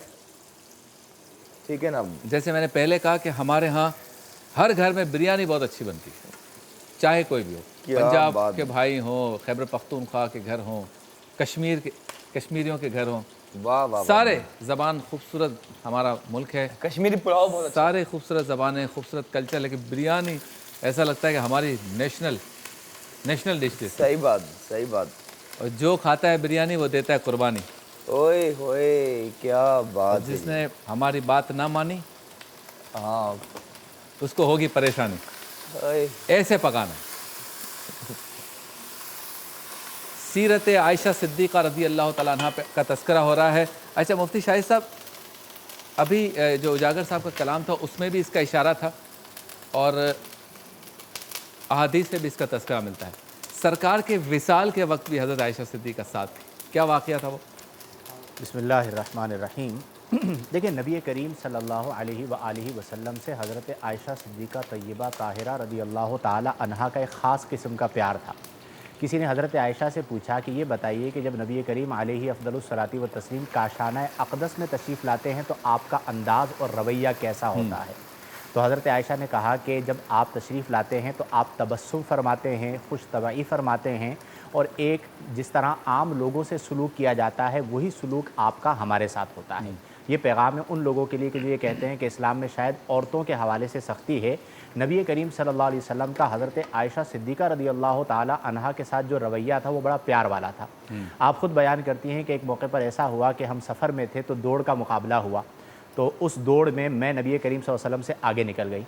कुछ अरसे के बाद जिस्मानी जो है वो मैं भारी हो गई जिस्मानी तौर पर, तो फिर किसी मौके पर दौड़ का मुकाबला हुआ तो नबी करीम सल्लल्लाहु अलैहि वसल्लम आगे तशरीफ़ ले गए। तो आपने फरमाया कि ए आयशा, ये जीत उस हार का बदला हो गई। तो आप ये देखें कि कितनी मोहब्बत का एक अंदाज़ है। इसी तरह हज़रत आयशा सिद्दीक़ा रज़ी अल्लाह ताला अन्हा को नबी करीम प्यार से आयश कहकर भी मुखातब किया करते थे। ये भी एक मोहब्बत का आलम है। फिर जहाँ जब आप पानी नोश फरमाती तो नबी करीम सल्लल्लाहु अलैहि वसल्लम पूछते, एक बार आप पानी नोश कर रही थी तो नबी करीम ने कहा कि आयशा मेरे लिए भी बचाना, पानी बचा लिया। फिर आपने वो प्याला लिया और जहाँ से हज़रत आयशा सिद्दीक़ा रज़ी अल्लाह ताला अन्हा ने नोश किया था, नबी करीम सल्लल्लाहु अलैहि वसल्लम ने उसी जगह से पानी को नोश फरमाया। इसी तरह कभी गोश्त खा रही होती, अब देखिए ये प्यार का कितना खूबसूरत अंदाज़ है। और ये नबी करीम की तरबियत मुबारक है कि हड्डी पर गोश्त होता तो हज़रत आयशा तनावुल फरमा रही होती तो नबी करीम उनसे ले लेते और जहाँ से हज़रत आयशा तनावुल फरमा रही होती वहीं से नबी करीम सल्लल्लाहु अलैहि वसल्लम भी तनावुल फरमाते। हत्ता कि जो आपका सवाल है कि नबी करीम सल्लल्लाहु अलैहि वसल्लम का जो विसाले ज़ाहिरी हुआ, आप देखें हज़रत आयशा की अज़मत व शान पर वैसे तो सैकड़ों बातें हैं, लेकिन इससे बढ़कर आपकी अज़मत व शान क्या होगी कि जब नबी करीम अलैहि अफ़दलुस सलाती व तस्लीम विसाले ज़ाहिरी फरमा रहे हैं तो नबी करीम अलैहि अफ़दलुस सलाती व तस्लीम को मिसवाक हज़रत आयशा اپنے دہان اقدس سے نرم کر کے دیتی ہیں اور نبی کریم صلی اللہ علیہ وسلم اسے اپنے دہان اقدس میں استعمال کرتے ہیں، یعنی لعاب مل جاتا ہے۔ پھر اسی طرح حضرت عائشہ صدیقہ رضی اللہ تعالی عنہا کے زانوِ اقدس پر نبی کریم علیہ افضل الصلاۃ والتسلیم سر انور رکھے ہوئے وصال ظاہری فرماتے ہیں، اور جو سکون اور جو اطمینان، جیسا کہ قبلہ شاہ صاحب نے ذکر کیا کہ جب دیگر ازواج مطہرات رضی اللہ تعالی عنہن کے حجروں میں ہوا کرتے تو آپ پوچھا کرتے تھے کہ میں کہاں ہوں، کل کس کا دن ہے، لیکن یہاں پر جو آپ کو سکونت، اطمینان اور راحت ملا کرتی تھی اس کی مثال نہیں ملتی۔ تو گویا کہ آپ کی پوری سیرت طیبہ کے اندر، حتیٰ کہ خواتین کے حوالے سے ایک بار ایسا ہوا کہ ایک بوڑھی عورت آئیں، نبی کریم صلی اللہ علیہ وسلم سے پوچھا کہ یا رسول اللہ کیا میں جنت میں جاؤں گی؟ تو نبی کریم صلی اللہ علیہ وسلم نے فرمایا کوئی بوڑھی جنت میں نہیں جائے گی۔ یہ فرما کر آپ نماز پڑھنے چلے گئے، پیچھے بوڑھی عورت نے رونا شروع کر دیا، اور جب تک آپ واپس تشریف نہ لائے وہ روتی رہی۔ جب آپ واپس تشریف لائے تو حضرت عائشہ نے ہی عرض کیا کہ یا رسول اللہ آپ نے جواب مرحمت فرمایا، تب سے یہ بیٹھی ہوئی رو رہی ہیں۔ تو نبی کریم صلی اللہ علیہ وسلم مسکرائے اور آپ نے فرمایا کہ میں نے یہ کہا کہ بوڑھی عورت جنت میں نہیں جائے گی، اس کا یہ مطلب نہیں کہ تم جنت میں نہیں جاؤ گی، بوڑھی عورتیں بھی جوان ہو کر جنت میں جائیں گی۔ اور وہ آیہ مبارکہ کی طرف اشارہ تھا کہ انا انشاءہن انشاء فجعلناہن ابکارا، کہ جو جنتی عورتیں جنت میں جائیں گی تو وہ حالت بکر میں جنت میں جائیں گی، جوان ہو کر جنت میں جائیں گی۔ تو جب آپ نے یہ جواب ارشاد فرمایا تو وہ بھی مسکرانے لگیں۔ یعنی ایسے کئی مزاح مصطفیٰ کریم علیہ افضل الصلاۃ والتسلیم کے واقعات ہیں جو صرف حضرت عائشہ صدیقہ رضی اللہ تعالی عنہا سے منقول ہیں، اور ہمارے لیے تعلیم ہے کہ گھر میں نبی کریم صلی اللہ علیہ وسلم جس طرح رہا کرتے تھے ہمیں بھی فطری طور پر گھر میں ایسے ہی رہنا چاہیے۔ بعض لوگوں کی عادت ہوتی ہے نا، غیر ضروری طور پہ خشک مزاج ہوتے ہیں، غیر ضروری طور پہ غصیلے ہوتے ہیں،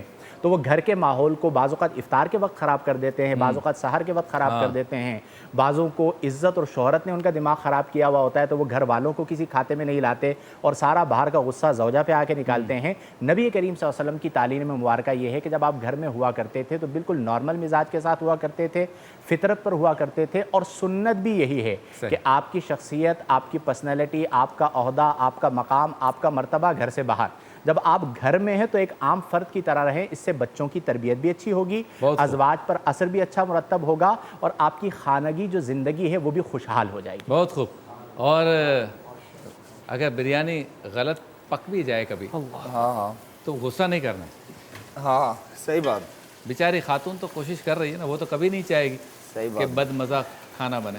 بالکل بالکل ہاں، اور اگر زیادہ تکلیف ہے تو خود بنا لیا کریں۔ ہاں بالکل ایسا ہی ہے جی۔ آج کی کہتے ہیں آج کی خواتین تو آسمان کی بلندی، سمندر کی گہرائی کو چھو رہی ہے۔ شادی ہوئی ہے؟ شادی ہو گئی ہے آپ کی؟ یہ ساری بلندیاں نکل جائیں گی۔ چلے جی، ہاں کہاں پہنچے بتائیں؟ بلندی کہنا کیا چاہ رہے ہیں آپ؟ بریک لینا چاہ رہا ہوں۔ ٹھیک ہے جی، جب یہ پیاز بلندی پہ پہنچے یعنی کہ براؤن ہو، اس کے بعد مرغی کو پستی پہ لے جائیں۔ لے جائیں۔ آپ سے ملاقات ہوتی ہے مختصر سے وقفے کے بعد۔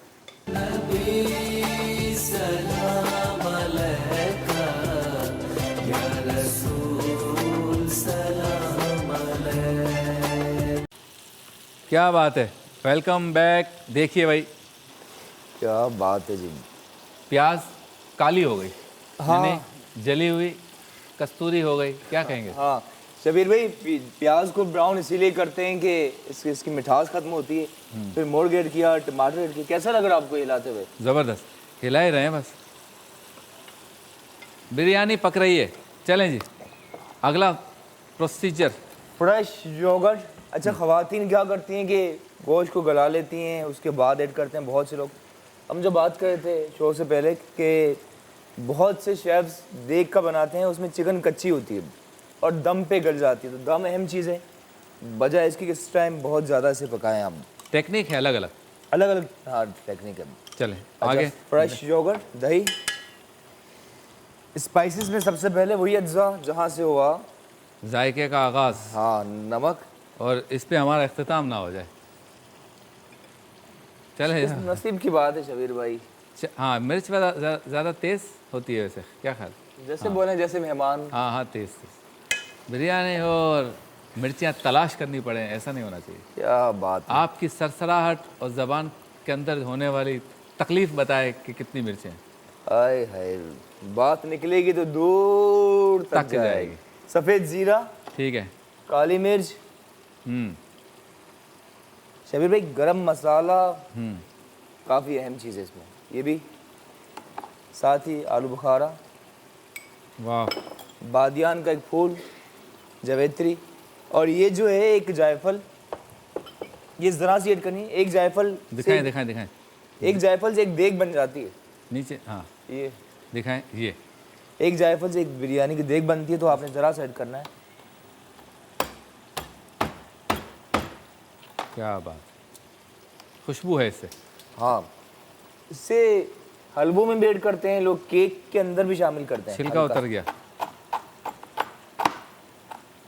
یہ اتنی سی جائفل کافی ہے اس کے اندر ایڈ کیا۔ بہت خوب۔ اچھا، آج یوم ہے مفتی شعیب رضا خان صاحب رحمۃ اللہ علیہ کا، وہ کون ہیں، کیا کارنامے انجام دیے؟ شاہ صاحب بتائیے ذرا مفتی شعیب رضا خان رحمۃ اللہ علیہ کے بارے میں۔ جی بسم اللہ الرحمن الرحیم۔ مفتی شعیب رضا خان صاحب رحمہ اللہ بہت بڑے عالم دین تھے، بہت متقی اور پرہیزگار وہ شخصیت تھے۔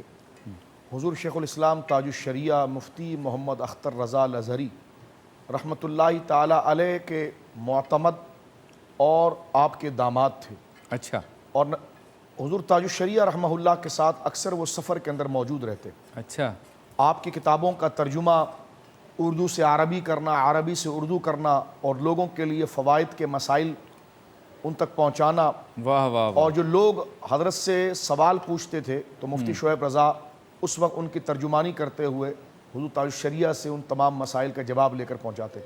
اور حضور تاج الشریعہ کے آپ داماد تھے، بہت خوش اخلاق بااخلاق شخصیت تھے، اور ان کا وصال یقیناً ان کا انتقال اسلام کے لیے ایک بہت بڑا نقصان، علمی طبقے کے لیے ایک بہت بڑا نقصان۔ صحیح۔ آج کا دن جو ہے وہ ان کے عرس کا دن ہے۔ ہم دعا کرتے ہیں کہ اللہ رب العالمین جل وعلا مفتی شعیب رضا صاحب رحمہ اللہ کے درجے اور مدارج کو میری ماں سیدہ عائشہ صدیقہ بنت صدیق کے صدقے بلند فرمائے۔ کیا بات ہے۔ تو خصوصی پروگرام ہے آج ہمارا سیرت عائشہ صدیقہ کے حوالے سے رضی اللہ تعالیٰ عنہ۔ اجاگر صاحب، سیرت عائشہ پر کچھ جملے خوبصورت سے۔ بسم اللہ الرحمن الرحیم۔ صدیقہ بنت صدیق، محبوبہ محبوب خدا، اور وہ عالمہ، وہ فقیہہ۔ کہا جاتا ہے کہ سب سے زیادہ حدیث جو مروی ہے نا وہ سیدنا ابو ہریرہ رضی اللہ تعالیٰ عنہ سے، اور ان کے بعد سب سے زیادہ حدیث جو مروی ہے وہ سیدہ عائشہ صدیقہ سے مروی ہے۔ علماء فرماتے ہیں کہ تقریباً 2211 احادیث آپ سے مروی ہیں۔ آپ کا ایسا مقام ہے، ہمارے علماء فرماتے ہیں کہ 1/3 دین ہم نے سیدہ عائشہ کی برکت سے ہمیں ملا ہے، اور وراثت پہ ایسے آپ کو دسترس حاصل تھی، ایسی کمال مہارت آپ کو حاصل تھی۔ کہتے ہیں کہ بڑے بڑے کبائر صحابہ بھی آپ سے سوال پوچھنے کے لیے آپ کی دہلیز پر آتے ہیں، وہ اللہ تعالیٰ نے آپ کو علم عطا فرمایا۔ کہتے ہیں 1 لاکھ درہم آپ کے پاس آئے، اور آپ نے 1 لاکھ درہم سارے کے سارے اسی وقت خیرات کر دیے۔ اللہ۔ اور آخر میں کسی کنیزہ نے کہا، کہتے ہیں کہ آپ کچھ رکھ لیتی تاکہ افطار کے وقت گوشت میں لے آتی، تو کہتی ہیں اب مجھے کچھ نہ کہو، اگر پہلے یاد دلاتی تو میں بچا لیتی، لیکن میں سب اللہ کی راہ میں خرچ کر دیے ہیں۔ تو اتنے لمبے ہاتھ ہیں، سخاوت کے ہاتھ ہیں، کیسا کردار ہے۔ میرے آقا دو عالم کے داتا صلی اللہ علیہ وسلم بہت زیادہ ان سے محبت فرماتے تھے، تو ہمیں بھی چاہیے کہ اپنی عقیدت کے بازو دراز کریں، ان کے قدموں میں رہیں۔ بہت خوب۔ چلیں جی، کہاں پہنچا، کیا کلر آیا ہے دیکھیں آپ۔ دھنیا، پودینہ، اور یہ دال ملکہ مسور، یہ بھی اسی کے اندر۔ ملکہ مسور۔ ہاں ٹھیک ہے۔ اچھا، یہ مسور بھی جب دربار میں آتی ہوگی تو یہ کہا جاتا ہوگا با ادب، با ملاحظہ، ہوشیار ملکہ مسور تشریف لا رہی ہیں۔ کیا بات ہے جی، دسترخوان پر۔ چلے جی، اب یہ جائے گا اس چاول میں جس کو پہلے آپ نے بوائل کر لیا ہے۔ جی شبیر بھائی، بس ہلکا اس کی بھنائی کرنی ہے، کچھ مرچیں ایڈ کر لیجئے، اور جب اس کا چٹپٹا قورمہ تیار ہو جائے گا، پھر سب سے اہم مرحلہ دم پہ رکھنا ہے، تاکہ دم نکل جائے۔ ہاں بریک پہ جائیں میرے اسٹائل سے، اپنے میرے والے سے۔ مختصر سے وقفے کے بعد ملاقات کرتے ہیں۔ کیا با ادب طریقہ۔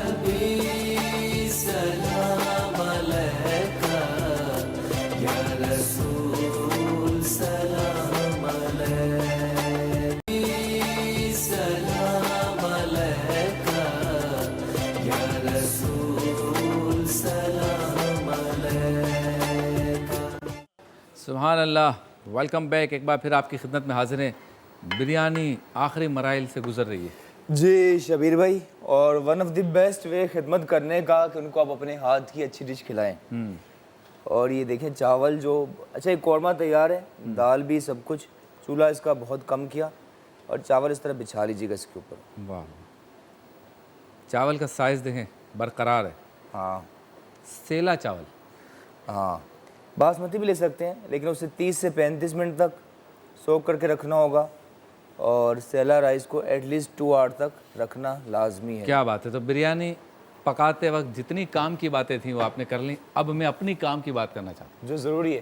ضروری ہے. سیگمنٹ کا نام ہے کام کی بات.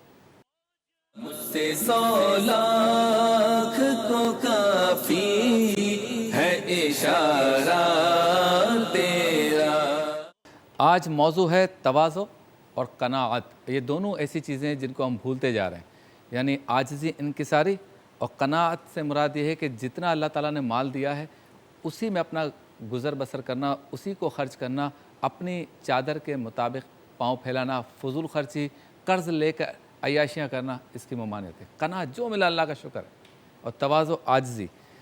سرکار دو عالم صلی اللہ علیہ وسلم کا فرمان ہے کہ اللہ تعالیٰ درگزر کے ذریعے بندے کی عزت کو بڑھاتا ہے. یعنی جو لوگوں کی باتوں کو درگزر کر لیتے ہیں رب تعالیٰ ان کی عزت میں اضافہ فرماتا ہے. اور جو اللہ تعالیٰ کی خوشنودی کی خاطر تواضع کرتا ہے اللہ تعالیٰ اسے بلند فرما دیتا ہے. اور سرکار دو عالم صلی اللہ علیہ وسلم کا ارشاد ہے کوئی آدمی ایسا نہیں مگر اس کے ساتھ 2 فرشتے ہیں اور انسان پر فہم و فراست کا نور ہوتا ہے جس سے وہ فرشتے اس کے ساتھ رہتے ہیں. بس اگر وہ انسان تکبر کرتا ہے تو وہ اس سے حکمت کو چھین لیتے ہیں اور کہتے ہیں اے اللہ اسے سرنگوں کر. اگر وہ تواضع اور انکساری کرتا ہے تو فرشتہ کہتا ہے اے اللہ اسے سر بلندی عطا کر. یہ تواضع کا فائدہ ہے. سرکار دو عالم صلی اللہ علیہ وسلم ارشاد فرماتے ہیں کہ اس کے لیے خوشخبری ہے جس نے تونگری میں تواضع کی. یعنی طاقت ملی, عہدہ ملا اور منصب ملا, ساری چیزیں تھیں لیکن اس کے باوجود بھی اس نے عاجزی اور انکساری کی. آگے فرماتے ہیں کہ جمع کردہ مال کو اچھے طریقے سے خرچ کیا. وہی قناعت والی بات. تنگ دست اور مفلسوں پر مہربانی کی اور علماء اور دانش مندوں سے میل جول رکھا. ساتھ یہ بھی بتا دیا تاکہ صحبت کے ذریعے ان 2 خصوصی عادتوں کو حاصل کر سکے. سرکار دو عالم صلی اللہ علیہ وسلم کا ارشاد ہے کرم تقوی کا, عزت تواضع کا اور یقین بے نیازی کا نام.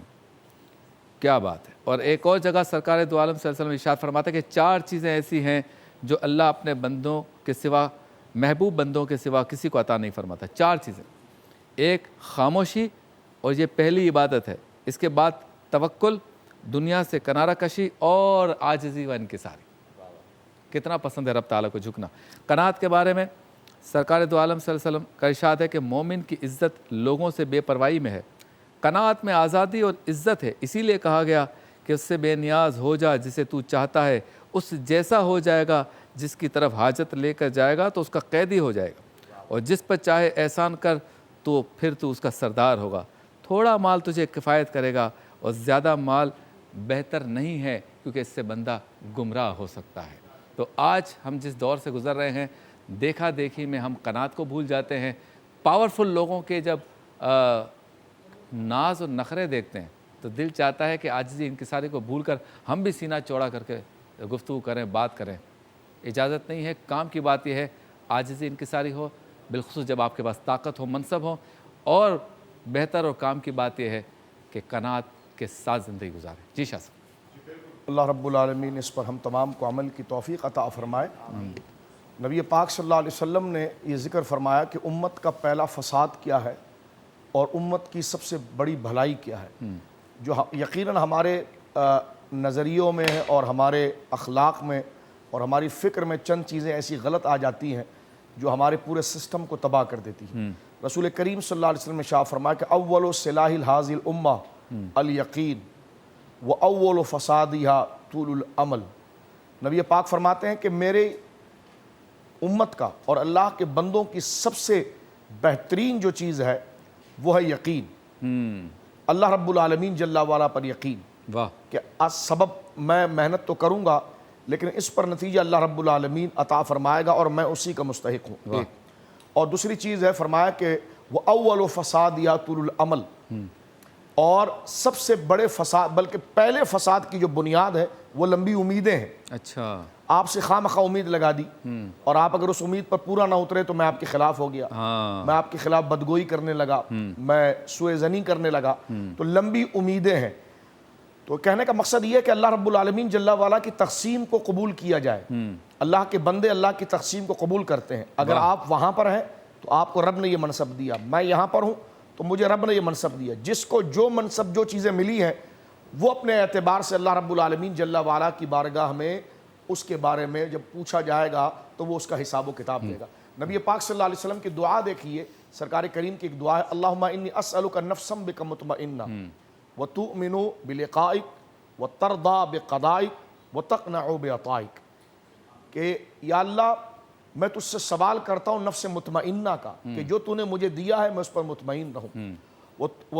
وتؤمن بلقائک, اور تجھ سے ملاقات حق ہے اس پر مجھے یقین عطا فرما. وترضى بقضائک, جو تو نے میرے لیے فیصلہ کیا ہے میں اس پر راضی ہو جاؤں. وتقنع بعطائک, اور جتنا تو نے مجھے دیا ہے میں اس پر قناعت کروں. اور یہ نبی پاک نے فرمایا کہ دین میں تم بڑوں کو دیکھو اور دنیا میں تم چھوٹے کو دیکھو تو صابر و شاکر ہو جاؤ گے. دین میں تم صحابہ کرام کو دیکھو, اہل بیت کو دیکھو, تو ان سے تمہیں استقامت ملے گی اور تم بدی میں جانے سے رک جاؤ گے. اور دنیا کے اندر تم چھوٹوں کو دیکھو کہ جو نعمتیں اللہ نے تم کو عطا فرمائی, جو جس کو نہیں دی گئی کمتر کو, تو اس کو تم جب دیکھو گے تو تم شاکر بن جاؤ گے. یہ وہ نفسیاتی اور حقیقی حل ہے کہ اگر ہم اس چیز کو دیکھیں اور اپنی امیدوں کو اتنا نہ پھیلائیں بلکہ اسباب کو ترتیب دیں اور نتیجہ اور یقین اللہ رب العالمین پر چھوڑیں. کیا بات ہے, صوفیانہ بات کی ہے ماشاءاللہ شاہ صاحب نے. کیا بات ہے, خوبصورتی, بریانی دکھنے میں بھی خوبصورت ہو. اچھا شبیر بھائی, اس کے یہاں دھنیا, پودینہ, مرچ, آلو بخارا اور لیمن, ٹماٹر سب کچھ بچھا لیا. ٹھیک ہے, جتنی زیادہ دیر ممکن ہو اسے دم پہ رکھیں اور بار بار چیک نہیں کرنا, اسے دم آنے دیں اچھی طرح. ٹھیک ہے, چلتے ہیں بریک کی جانب, واپس لوٹیں گے. ورفانہ لکا ذکرک اور سیدہ عائشہ صدیقہ رضی اللہ تعالیٰ عنہ کا ذکر جاری رہے گا مختصر سے وقفے کے بعد. سلام علیکہ یا رسول, سلام علیکہ, سلام علیکہ یا رسول, سلام علیکہ. خوش آمدید. چلتے ہیں ورفانہ لکا ذکرک. یا خدا تجھ سے میری دعا ہے. ہمارے ساتھ ہیں, بہت اچھا کلام سنائیں گے انشاءاللہ. جی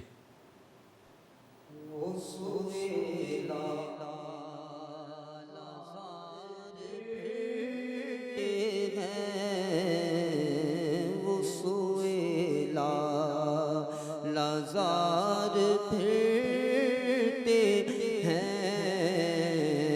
تیرے دن ہے بہار پھرتے ہیں جو تیرے در سے یار پھرتے ہیں جو تیرے در سے یار پھرتے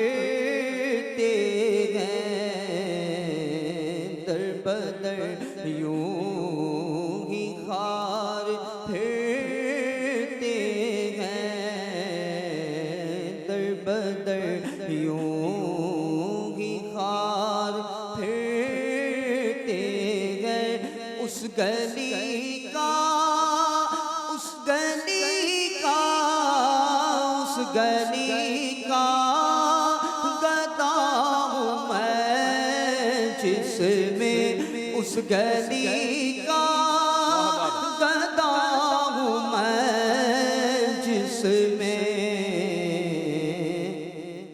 مانگتے تاج دار پھرتے ہیں مانگتے تاج دار پھرتے ہیں. جان گئے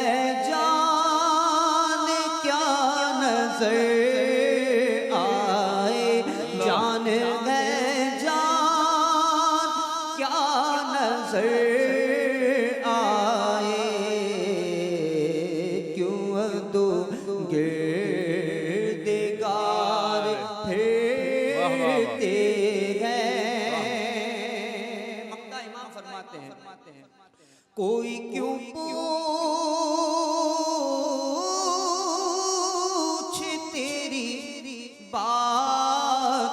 रजा कोई क्यों पूछे तेरी बात रजा तुझसे कोते हजार फिरते हैं। आशिक इमाम क्या फरमाते हैं, हर कोई पूछे तेरी बात रजा क्योंकि तेरे शैदा हजार फिरते हैं। तेरे दिन है बाहर फिरते हैं। सुभान अल्लाह, सुभान अल्लाह। जी शाह साहब। ये तो बड़ा मायनास कलाम है सरकार करीम अलैहिस्सलाम की वजाहत व अज़मत हुस्न व जलाल के हवाले से, और कितना प्यारा शेर है कि जो तेरे दर से यार फिरते अल्लाह अल्लाह। दर बदर यूं ही ख्वार फिरते हैं, यानी जो जनाब सईद आलम सल्लल्लाहु अलैहि वसल्लम के रास्ते को छोड़ देता है, वयत्तबि गैर सबीलिल मुमिनीना नुवल्लिहि मा तवल्ला व नुस्लिहि जहन्नम व साअत मसीरा।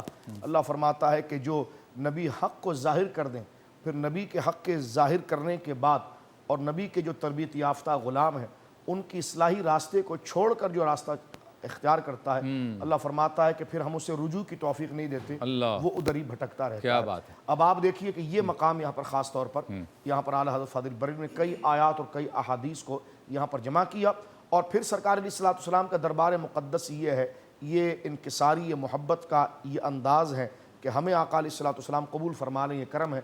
तो यही फरमाया कि उस गली का गदा हूँ मैं जिसमें मांगते ताजदार मिलते हैं। यहाँ पर ये अंदाज नहीं है कि जाकर फरिश्तों बता दो मैं आ रहा हूँ, बल्कि फरमाया मेरी क्या हैसियत है। ये इनकिसारी फरमाते हैं वो दरबार ऐसा है जहाँ बादशाह जो है वो खुद भिखारी बन क्या बात है, सुभान अल्लाह। बिलाल कादिर। जर्रे झड़कती पेज़ारों के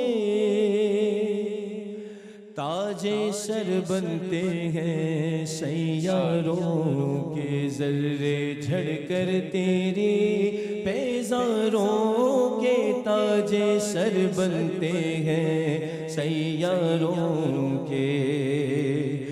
मेरे आका का वो दर है जिस पर, मेरे आका का वो दर है जिस पर माथे घिस जाते हैं सरदारों के, माथे घिस जाते हैं सरदारों के। सिद्को अदलो करमो हिम्मत में, सिद्को अदलो करमो हिम्मत में चार सू शोहरे हैं इन चारों के, चार सू शोहरे हैं इन चारों के।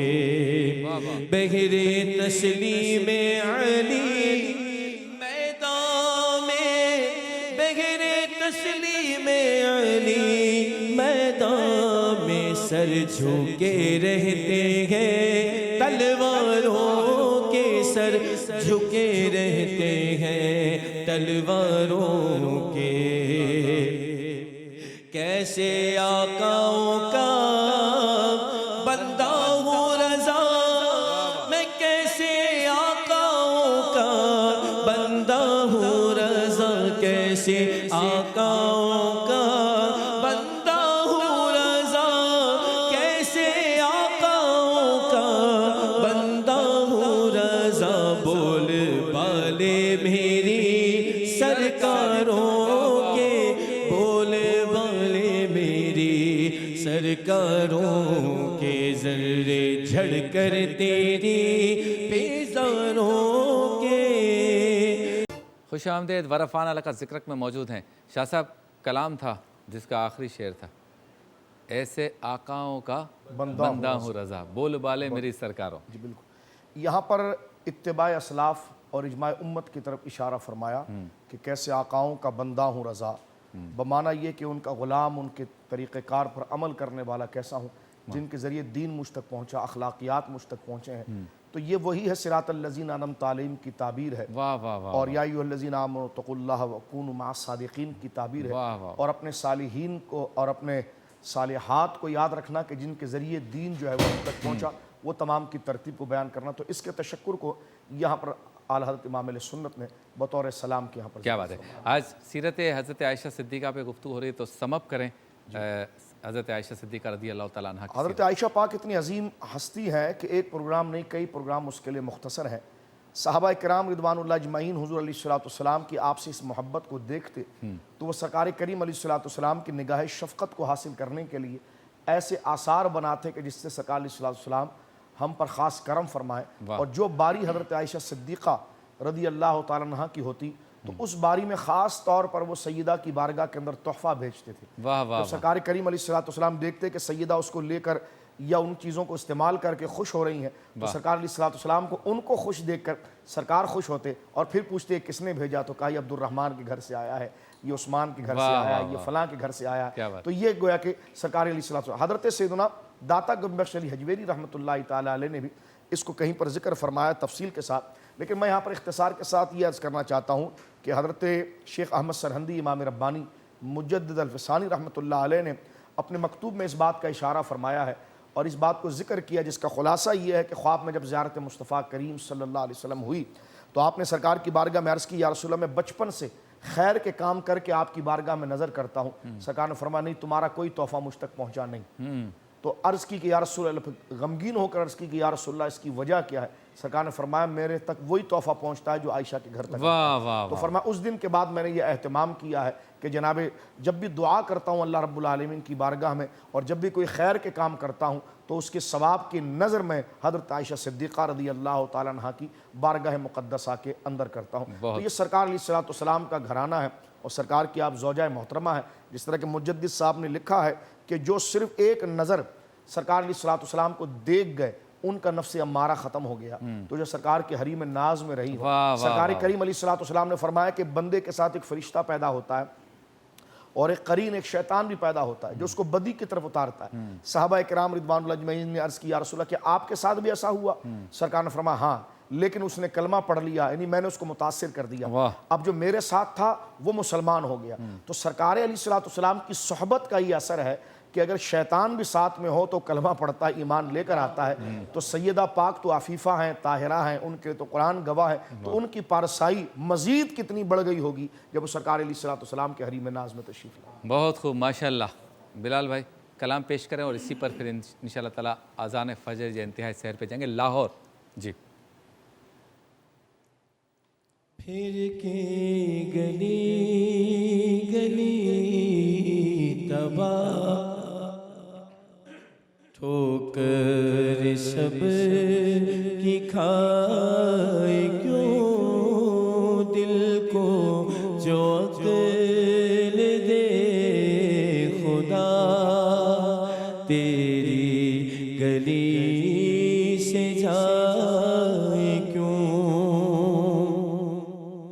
بار نہ تھے حبیب کو پالتے ہی غریب کو روئے جو اب نصیب کو چین کہوں گواہ کیوں دل کو جو عقل دے سلام علیکہ یا رسول سلام علیکہ۔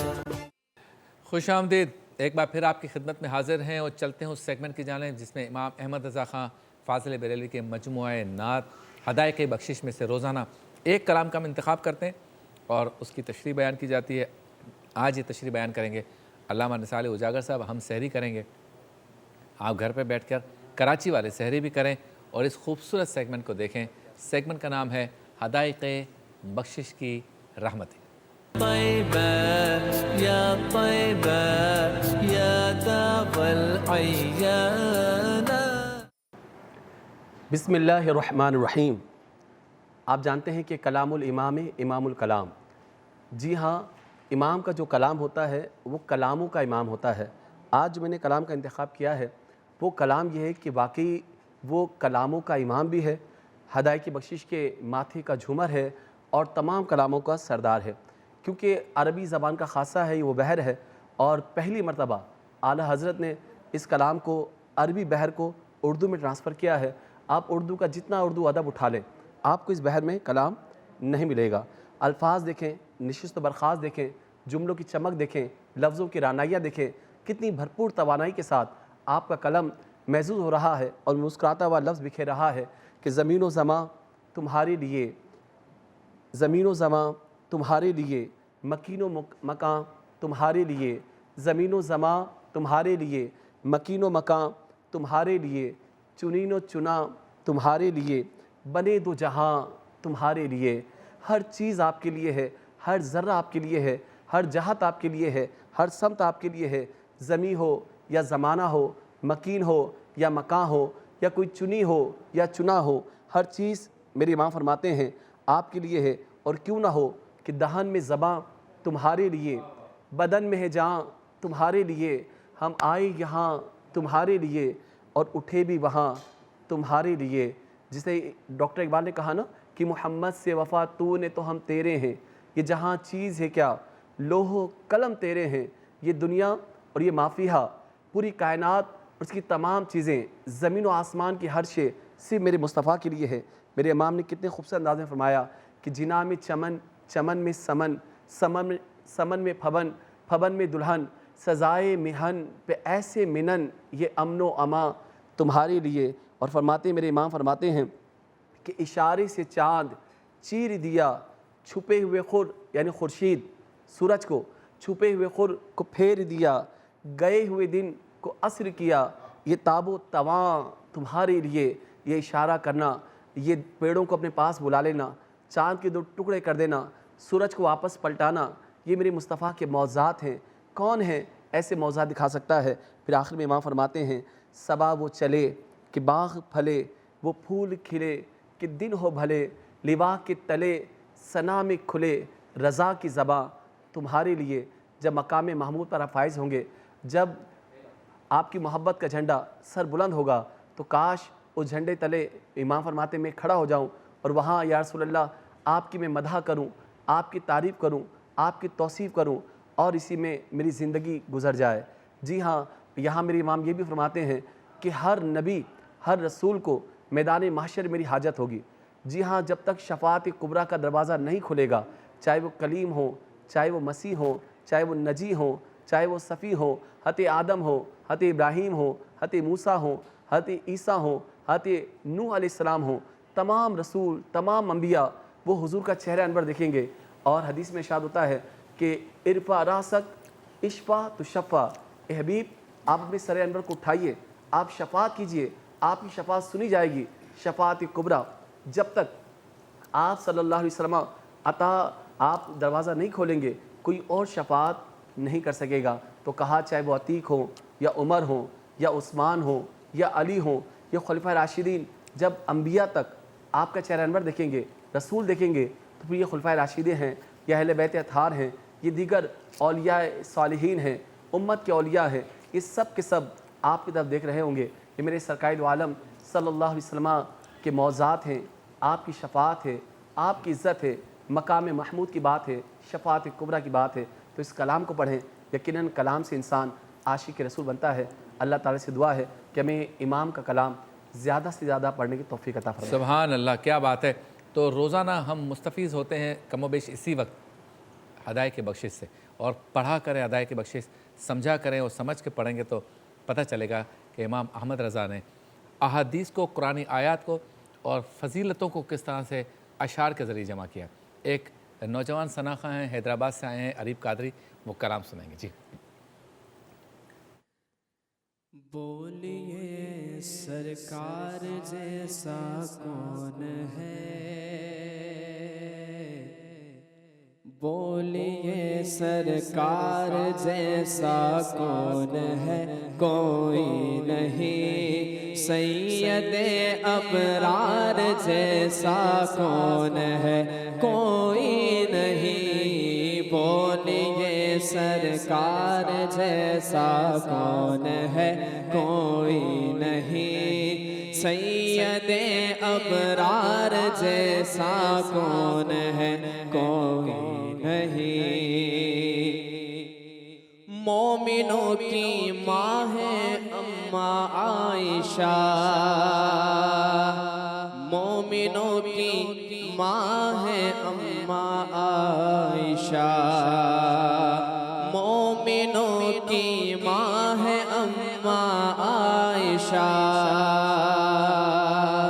مومنوں کی ماں ہے اماں عائشہ، بنت یار غار جیسا کون ہے کوئی نہیں، بنت یار غار جیسا کون ہے کوئی نہیں، بولیے سرکار جیسا کون ہے کوئی نہیں، سید ابرار جیسا کون ہے کوئی نہیں، بولیے سرکار جیسا کون ہے کوئی نہیں، سید ابرار جیسا کون ہے کوئی نہیں۔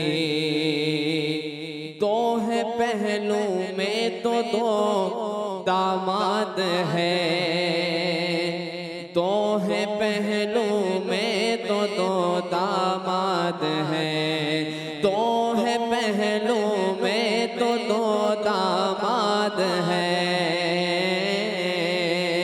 دو ہے پہلو میں تو دو داماد ہے، ان کے چاروں یار جیسا کون ہے کوئی نہیں، ان کے چاروں یار جیسا سلام علیکہ یا رسول سلام علیکہ۔ خوش آمدید۔ چلتے ہیں اس سیگمنٹ کی جانب جس میں روحانیت کی بات ہوتی ہے، روحانیت سے متعلق سوالات ہوتے ہیں اور ہماری پریشانیوں اور بیماریوں سے متعلق مفتی محمد شاہد مدنی صاحب وظائف بتاتے ہیں۔ سیگمنٹ کا نام ہے روحانی گلدستہ۔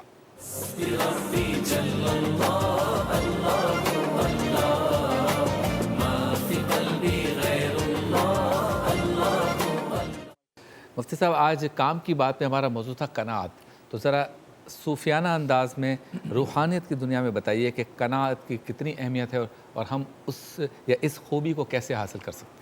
بسم اللہ الرحمن الرحیم۔ قناعت کا معنی یہ ہوتا ہے کہ جو آپ کے پاس ہے بس اس پر راضی رہنا، کہ جو میرے رب نے مجھے دیا ہے میں اس پہ راضی ہوں، اور کسی سے امید نہ رکھنا۔ اس کے بارے میں صوفیہ کیا کہا جاتا ہے کہ یہ اصل صفا ہے، یعنی اس قناعت کی صفت کے بغیر صوفی ہو ہی نہیں سکتا۔ اور یہ صوفیہ کی اولیاء کی شان رہی ہے کہ وہ بڑے بڑے بادشاہوں کے دربار میں جایا کرتے تھے تو بادشاہوں پر صوفیہ اور اولیاء کا رعب ہوا کرتا تھا۔ اور آج ہمارا حال یہ ہو چکا ہے دور حاضر کے چند افراد کا کہ وہ بڑے بڑے درباروں میں جاتے ہیں درباری بن کر اور ان کی منتیں کر رہے ہوتے ہیں اور بہت ساری چیزوں کی لالچ رکھتے ہیں۔ قناعت اللہ کی بہت بڑی نعمت ہے۔ حضرت جنید بغدادی رضی اللہ عنہ کے بارے میں پڑھ رہا تھا کہ آپ کے پاس ایک شخص آیا اشرفیوں کی بھری ہوئی تھیلی لے کر۔ اچھا۔ تو جب اس نے پیش کی، آپ نے اپنے پاس رکھ دی، اس کے بعد اسے مخاطب کر کے فرمایا کہ کیا تم یہ چاہتے ہو کہ تمہیں اس جیسی ایک اشرفیوں کی اور تھیلی مل جائے؟ اچھا۔ تو اس نے کہا جی دل میں تمنا تو ہوتی ہے حل میں مزید کچھ اور مل جائے۔ تو آپ نے فرمایا کہ جو تم نے مجھے دیے مجھے تو اس کی بھی حاجت نہیں ہے، واہ واہ۔ اور مجھے تو اس کی بھی چاہت نہیں ہے، تو اس کا مطلب یہ ہوا کہ میں غنی ہوں، تم فقیر ہو، کہ مجھے اس کی بھی حاجت نہیں ہے اور تم اس جیسی اور تھیلیاں چاہتے ہو، لہذا یہ میری طرف سے تم رکھو اور جاؤ۔ اللہ۔ آپ سوچئے کہ اگر آج بھی علماء ربانیین کی یہی شان ہمیں نظر آئے، مذہبی طبقے کے افراد کی یہی شان نظر آئے، تو لوگوں کے دلوں میں ان کی کتنی رسپیکٹ، کتنا احترام، کتنی عزت اور کتنی تکریم ہو۔ لیکن ہمارے یہاں معاملہ اس کے عکس ہوتا ہے۔ ایک تو ہوتا ہے امید لگانا، اور ایک ہوتا ہے بعض لوگوں کا ایسے جملے کہنا کہ سامنے والے کو یہ پتہ چلے کہ یہ کچھ مانگنا چاہ رہا ہے، تاکہ ان جملوں کو سن کے موبائل مل جائے، فلیٹ مل جائے، پیسے مل جائیں، کتنا کما لیں گے۔ میں اکثر ایک مثال دیتا ہوں، یعنی لوگوں کو سمجھاتا ہوں کہ بھائی دنیا چاہیے تو دنیا میں جاؤ، लाखों शोबे पड़े हुए हैं, बिजनेस करो, कोई और काम करो, दीन से दुनिया ना लो। दीन से अगर दुनिया लोगे तो जो दुनिया लेने की वजह से उसका वबाल है वो ये है कि दीन का जो सवाब है वो भी फोत हो जाएगा।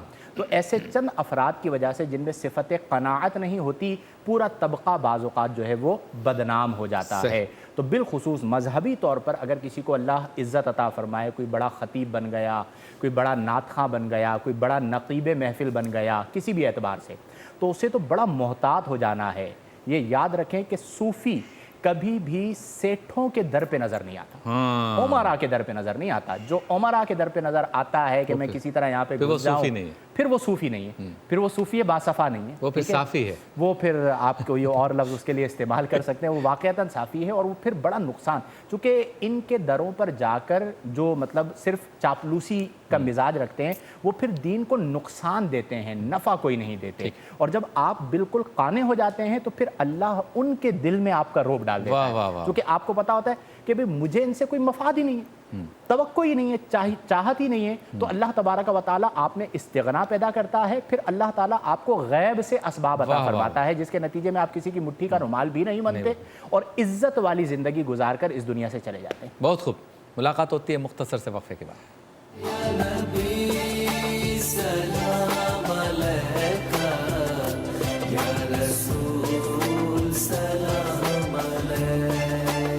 खुश आमदेद, तैयारी कर लें कराची वाले, कुछ देर के बाद इंतहाई सैर का वक्त हो जाएगा, पानी वगैरह पी लें। हम मौजूद है रूहानी गुलदस्ता में और आज का वजीफ़ा पूछते हैं मुफ्ती शाहिद मदनी साहब से। मुफ्ती रहमान रहीम, आज का वजीफ़ा है शबीर भाई इल्म के हवाले से। चूँकि इल्म अल्लाह की बहुत बड़ी नेमत है, तो तलबा अक्सर कहते हैं कि हम मुताला करें तो हम किस तरह उसे याद कर लें या उससे निकात किस तरह अख़ज़ करें, इल्म में पुख्तगी कैसे हासिल हो। फिर इल्म रूहानी के हवाले से अक्सर सवाल करते हैं कि हम इल्म रूहानियत को कैसे हासिल करें वग़ैरह। तो इस हवाले से बेहतरीन वजीफ़ा है रब्बी ज़िदनी इल्मा, मशहूर दुआ है। इस दुआ के बारे में सूफिया अहलुल्लाह फरमाते हैं कि जो रोज़ाना 360 मरतबा ये दुआ पढ़ेगा तो एक तो अल्लाह ताला उसे इल्म अता फरमाएगा, ठीक है, दूसरा अल्लाह उसे इल्म नाफ़े अता फरमाएगा। और जो इल्म की दुनिया है वो इतनी वसी दुनिया है कि जब आप उसमें चले जाते हैं तो आपको पता ही नहीं होता कि इस दुनिया में क्या हो रहा है। तो इल्म नाफ़े हासिल करने के लिए, हाफ़िज़े को क़वी करने के लिए, इल्म में आप रच बस जाएं, जिसे कहा जाता है कि इल्म में घुल मिल जाएं, उसके लिए रब्बी ज़िदनी इल्मा ये वजीफ़ा एक बेहतरीन वजीफ़ा है। तलबा को भी चाहिए और आम लोगों को भी चाहिए कि इस वजीफ़े को पढ़ें। जैसे आज के दौर में किताबों से लगन ख़त्म होती चली जा रही है, ज़ौक़ मुताला नहीं होता, किताब उठाते हैं सर में दर्द शुरू हो जाता है, पढ़ना शुरू करते हैं पता ही नहीं होता क्या पढ़ रहा हूँ। तो आप ये वजीफ़ा जब पढ़ेंगे तो इसकी बरकत से आपके अंदर ख़ुद इल्म से ताल्लुक़ और इल्म की लज्जत पैदा हो जाएगी। फिर जिस तरह लजीज़ खाना मज़े से आप खाते हैं तो इसी तरह मुताला आपको वही लज्जत देगा, बल्कि उससे बढ़कर देगा। मज़ेदार सहरी होती है, मज़ेदार वजीफ़ा हो जाएगा। मज़ेदार वजीफ़ा भी हो गया। और इस शेर पर इख्तिताम करता हूँ कि जो तालिब इल्म लज्जत इल्म को पा लेता है वो ये कहता है कि हमें दुनिया से क्या मतलब, मदरसा है वतन अपना, मरेंगे हम किताबों में, वरक़ होंगे कफन अपना। दौरे तालिब इल्मी में मैं क्लास में सुनाया करता था। बहुत शुक्रिया। तो कराची इसके मज़ाफ़ात में इंतहाई सैर में कुछ वक्त बाकी है। इस वक्त को हम फ़न नात ख़्वानी के हवाले से एक खूबसूरत कलाम है जिसको बिलाल क़ादरी पढ़ा करते हैं, साथ कामरान भी हैं, इसको पढ़ेंगे और इसी कलाम से हम जाएंगे इंतहाई सैर की जानिब। जी। सुनोगे तो मेरी कौन सुनेगा, अगर तुम न करोगे तो करम कौन करेगा। भर दो झोली मेरी सरकारे मदीना, भर दो झोली मेरी ताजदारे मदीना, लौट कर मैं न जाऊंगा खाली। कुछ नवासों का सदका अता हो, अपने प्यारों का सदका अता हो। दर पे आया हूँ बनकर सवाली, हक से पाई वो शाने करीमी। मरहबा दोनों आलम के वाली, हाँ मरहबा दोनों आलम के वाली। उसकी قسمت کا چمکے ستارہ جس پہ نظر کرم تم نے ڈالی تو بھر دو جھولی میری سرکار مدینہ بھر دو جھولی میری تاجدار مدینہ لوٹ کر میں نہ جاؤں گا خالی حشر میں ان کو دیکھیں گے جس دو امتی یہ کہیں گے خوشی سے امتی یہ کہیں گے خوشی سے آ رہے ہیں وہ دیکھو محمد آ رہے ہیں وہ دیکھو محمد جن کی ہے شان سب سے نرالی بھر دو جھولی میری تاجدار مدینہ بھر دو جھولی میری سرکار مدینہ لوٹ کر میں نہ جاؤں گا خالی کاش پورنم دیارے نبی میں جیت جی ہو بلاوا کسی دن جیت جی ہو بلاوا کسی دن حال دل مصطفیٰ کو سنائے حال دل مصطفیٰ کو سنائے دیکھ کر ان کے روزے کی جالی بھر دو جھولی جانے جانا بھر دو جھولی میرے آقا بھر دو جھولی میری سرکار مدینہ لوٹ کر میں نہ جاؤں گا خالی کچھ نواسوں کا صدقہ عطا ہو کچھ نواسوں کا صدقہ عطا ہو در پہ آیا ہوں بن کر سوالی در پہ آیا ہوں بن کر سوالی در پہ آیا ہوں بن کر سوالی زندگی بخش دی بندگی کو آبرو دین حق اللہ اکبر اللہ اکبر اللہ اکبر اللہ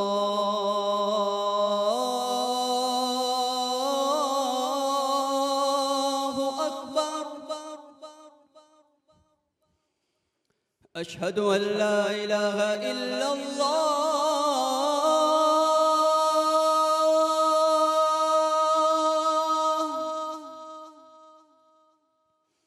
اشہد ان لا الہ الا اللہ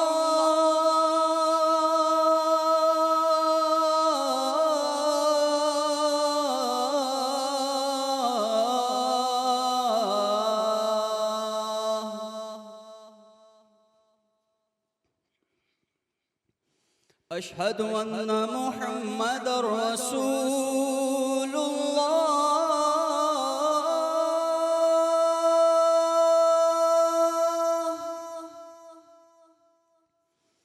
اشہد ان محمد رسول اللہ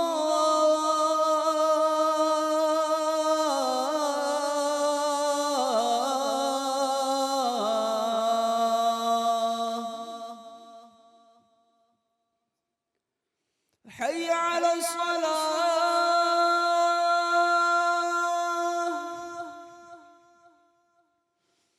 حي على الصلاة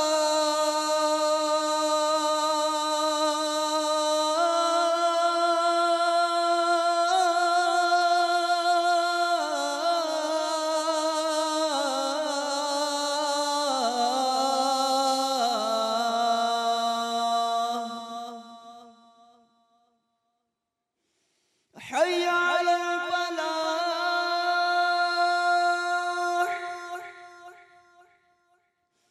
حي على الفلاح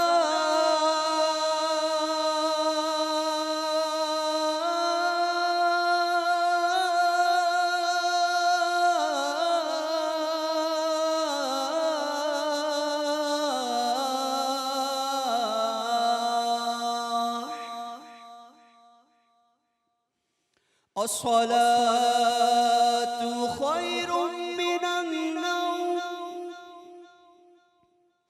الصلاة